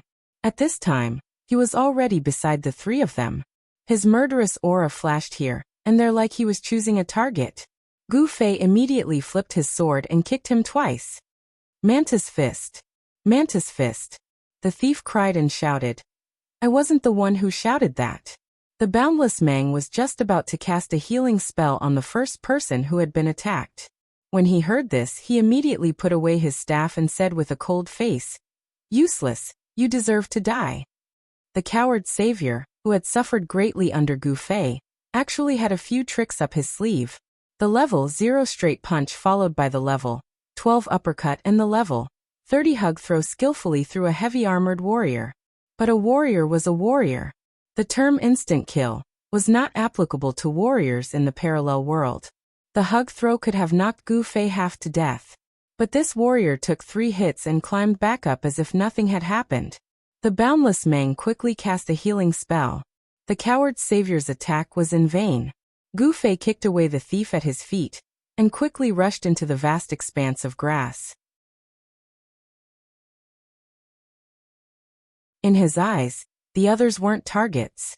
They were just PK points. It was best if he could avoid them. However, as a well-trained team, they protected their clerics very well.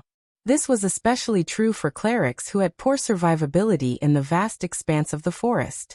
As soon as Gu Fei's side revealed this intention, the other side quickly gathered around the vast expanse of land.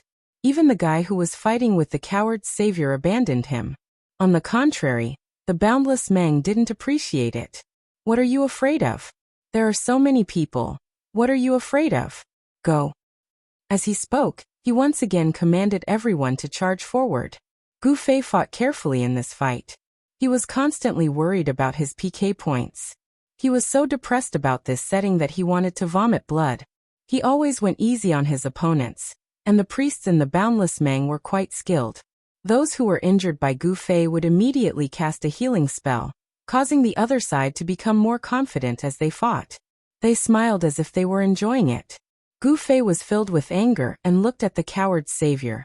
He was only impressive when he first attacked, but now he was being chased around like a dog. If he stopped for a moment, he would be dead. He was still gritting his teeth and persisting. Gu Fei felt his chest heat up. He roared, Damn it, I'm not going to give way. After saying this, he used Tang Sword 9 strikes and slashed at the guy in front of him. Previously, Gu Fei's habit was not to attack a person a second time. But now he didn't care about that anymore. He slashed at a person while ensuring that he wouldn't be hit. The attack of the fire baptism wasn't scary. What was scary was its enchantment. At this moment, the chance had increased to nearly 50%. It looked like flames were flying everywhere. The effect of the burning robe was also obvious, and the enchantment damage was increased to another level. The boundless Mang couldn't keep up with Gu Fei's sudden change in rhythm. Before it could save him, a member of the past dust disappeared under the flames of Gu Fei's sword. PK points, I'm here again. Gu Fei cried.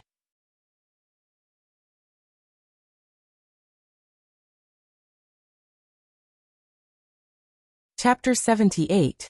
In group battles, it was easier to use the Night Streak sword, but Gu Fei didn't change it. This was because he had already found the key point of the battle. The other side had a priest like Boundless Mang to rescue them from behind. This was something that Gu Fei had never experienced in the few large-scale battles he had participated in. In Gu Fei's many battles, he had either retreated after one attack, and the priest didn't have time to react, or the enemy felt that they didn't need the priest's help at all. But this time, Gu Fei encountered a team with a cleric as the core. In the vast expanse, the cleric commanded the battle while casting healing spells. In this situation, Gu Fei's 49% fire attack was disruptive to his own rhythm, as well as Boundless Mang's rhythm. Whoever could persist and not make a mistake under this kind of interference would be the final winner. This seemed to be a battle between Gu Fei and the people surrounding him, but in reality, it was Gu Fei and the Boundless Mang behind them. Don't give him a chance to make 2 consecutive attacks. Everyone attack more closely. Boundless Mang shouted, reminding everyone to stand in position. Gu Fei didn't get the chance to focus fire on one person. Most of his time was spent dodging and blocking, and he was almost hit by the thief behind him several times. Although he could hit his opponent with a slash, even with a fire attack, it was impossible to kill him in one hit. Boundless Mang followed up with a regeneration, and Gu Fei's slash was for nothing. Under Boundless Mang's timely command and adjustment, the situation was back to square one.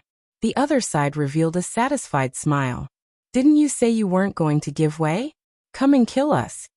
After that, everyone burst into laughter, and continued to attack Gu Fei with their weapons.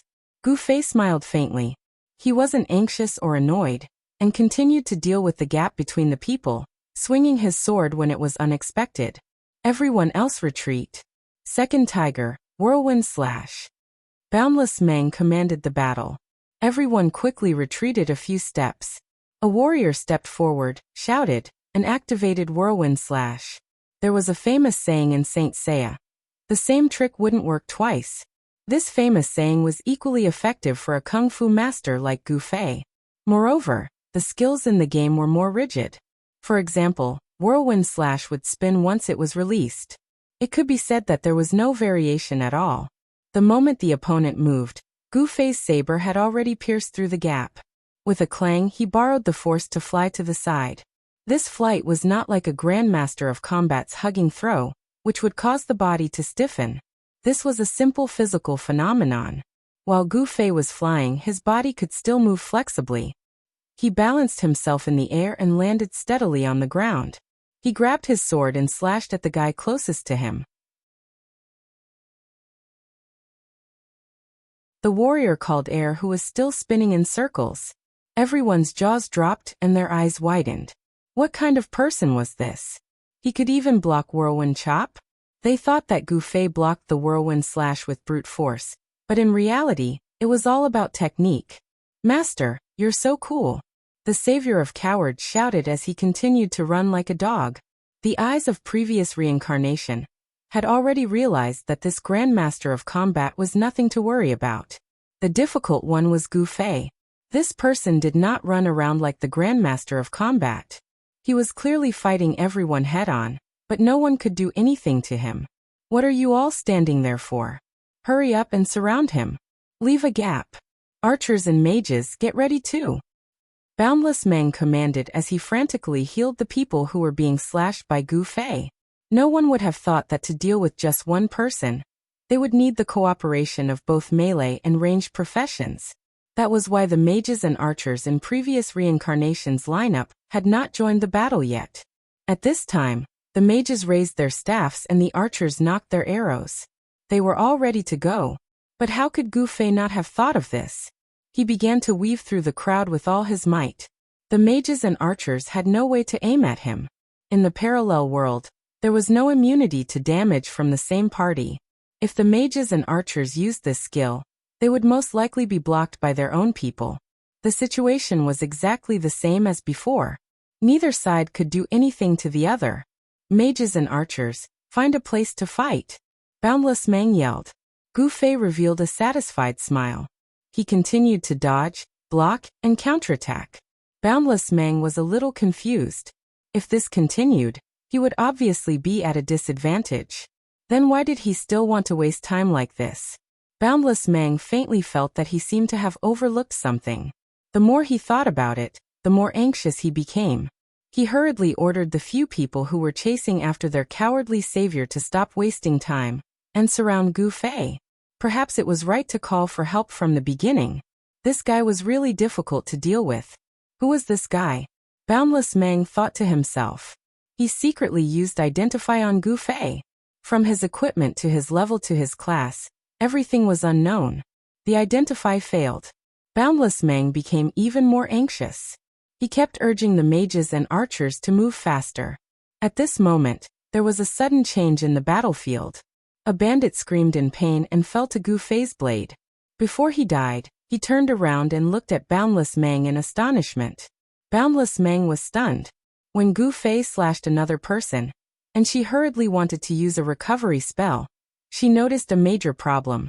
She had used up her mana. There were no potions in the parallel world. At least, no one had seen one yet. When players were leveling up and recovering their HP and mana, they had to temporarily retreat to the side and wait for automatic recovery in a static state. They could also eat food or fruits to recover their HP and mana. In combat, there was a certain amount of automatic recovery, but it was negligible. Stillness didn't mean that you just had to stand still. Boundless Mang kept releasing recovery spells. Although she did not move her feet, she was definitely not in a static state. In order to enter a static state, the players had to stop attacking, moving, and releasing skills for 30 seconds. Boundless Mang suddenly realized that she had not entered a static state even once during the process of providing support. That guy, there were several times when he was in a dangerous situation, but he still chose to attack. This choice was not because he desperately wanted to defeat his opponent, but to prevent himself from entering a static state if he did not move for 30 seconds. All the fighting and attacks had not been meaningless. His opponent was scheming against him. Boundless Mang finally realized what was going on, and she was so shocked that she was covered in cold sweat. Another scream came from the battlefield. Another person was killed by Gu Fei. The members of the former Dust World all turned around and looked at Boundless Mang in surprise. Mang, what is she doing? Someone shouted. She has no mana left. Gu Fei smiled and explained for everyone. As expected, it was within his calculations. Boundless Mang felt dizzy. She watched the group of people being tormented by Gu Fei, but she could not help. At this moment, she would quickly enter a static state. But even in a static state, she could only use a recovery spell when her mana was recovered. That would be like trying to put out a burning cart of firewood with a cup of water. By the time all of them recovered, how many people would be left on the battlefield? But even without her help, with so many people on her side, how could they be suppressed by him alone? Now was not the time to think about that. Recovering mana was more important. Boundless Mang hurriedly took out an apple from her pocket. Eating a fruit in a static state could recover mana faster. Basically, it only took a few bites to see the effect. Boundless Mang hurriedly opened her mouth to bite the apple. Gu Fei saw this and smiled faintly. Isn't it a bit late to eat now? Boundless Mang was startled, but had no time to care about what Gu Fei meant. She continued to chew. Look behind you, Gu Fei said. Boundless Mang was startled. She suddenly thought of something. Lower Willow. She didn't know when the battle started, but this girl had disappeared. At this moment, she remembered that this girl was a thief, and thieves could sneak, as well as use the skill backstab from behind. Before she could turn around, she already felt a piercing chill on her back. Lower Willow's figure appeared behind her. The others from Past Dust screamed and abandoned Gu Fei to come back to help, but it was already too late. Intelligence priests didn't have much HP, not to mention the defense of the priest robe was on the same level as the mage robe. What's worse was that she had no mana left, so she couldn't heal herself. Her speed was also slow, so she couldn't escape Lower Willow's pursuit. After getting backstab, Lower Willow caught up and stabbed her 3 more times. Boundless Mang finally unwillingly fell to the ground. Before she died, she didn't care about Lower Willow. Instead, she stared at Gu Fei hatefully. Haha, I finally killed you.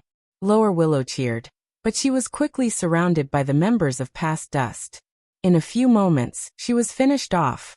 Since Lower Willow had just killed Boundless Mang, she undoubtedly had 1 PK point.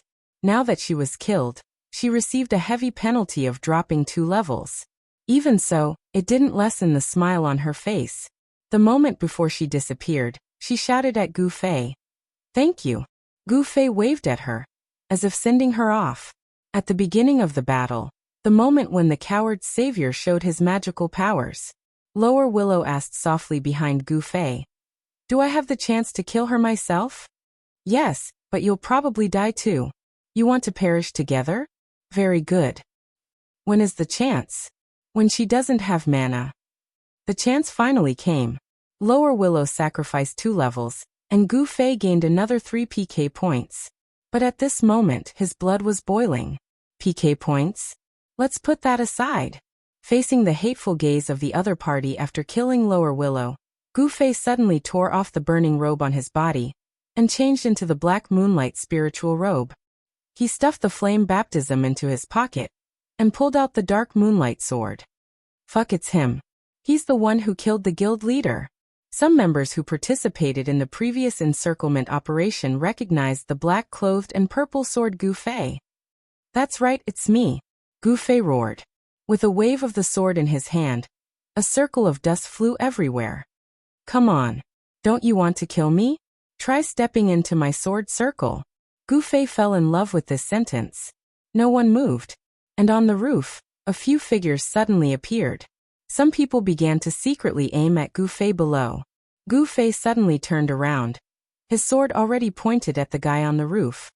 Fireball. Shoot. Gu Fei shouted. A fireball leaped up from the tip of the sword, suddenly flying towards the archer on the roof who was knocking an arrow. So he's a mage. But a mere fireball. The archer sneered. He didn't dodge and slowly drew his longbow. Watch me snipe, the archer thought to himself. But he didn't have the chance to release this arrow. When the fireball exploded on his body, he disappeared. You're tuning in to the Li Mei's Wuxia Whispers YouTube channel. We're so grateful for your support, and don't forget to subscribe to join us on this incredible journey through captivating stories.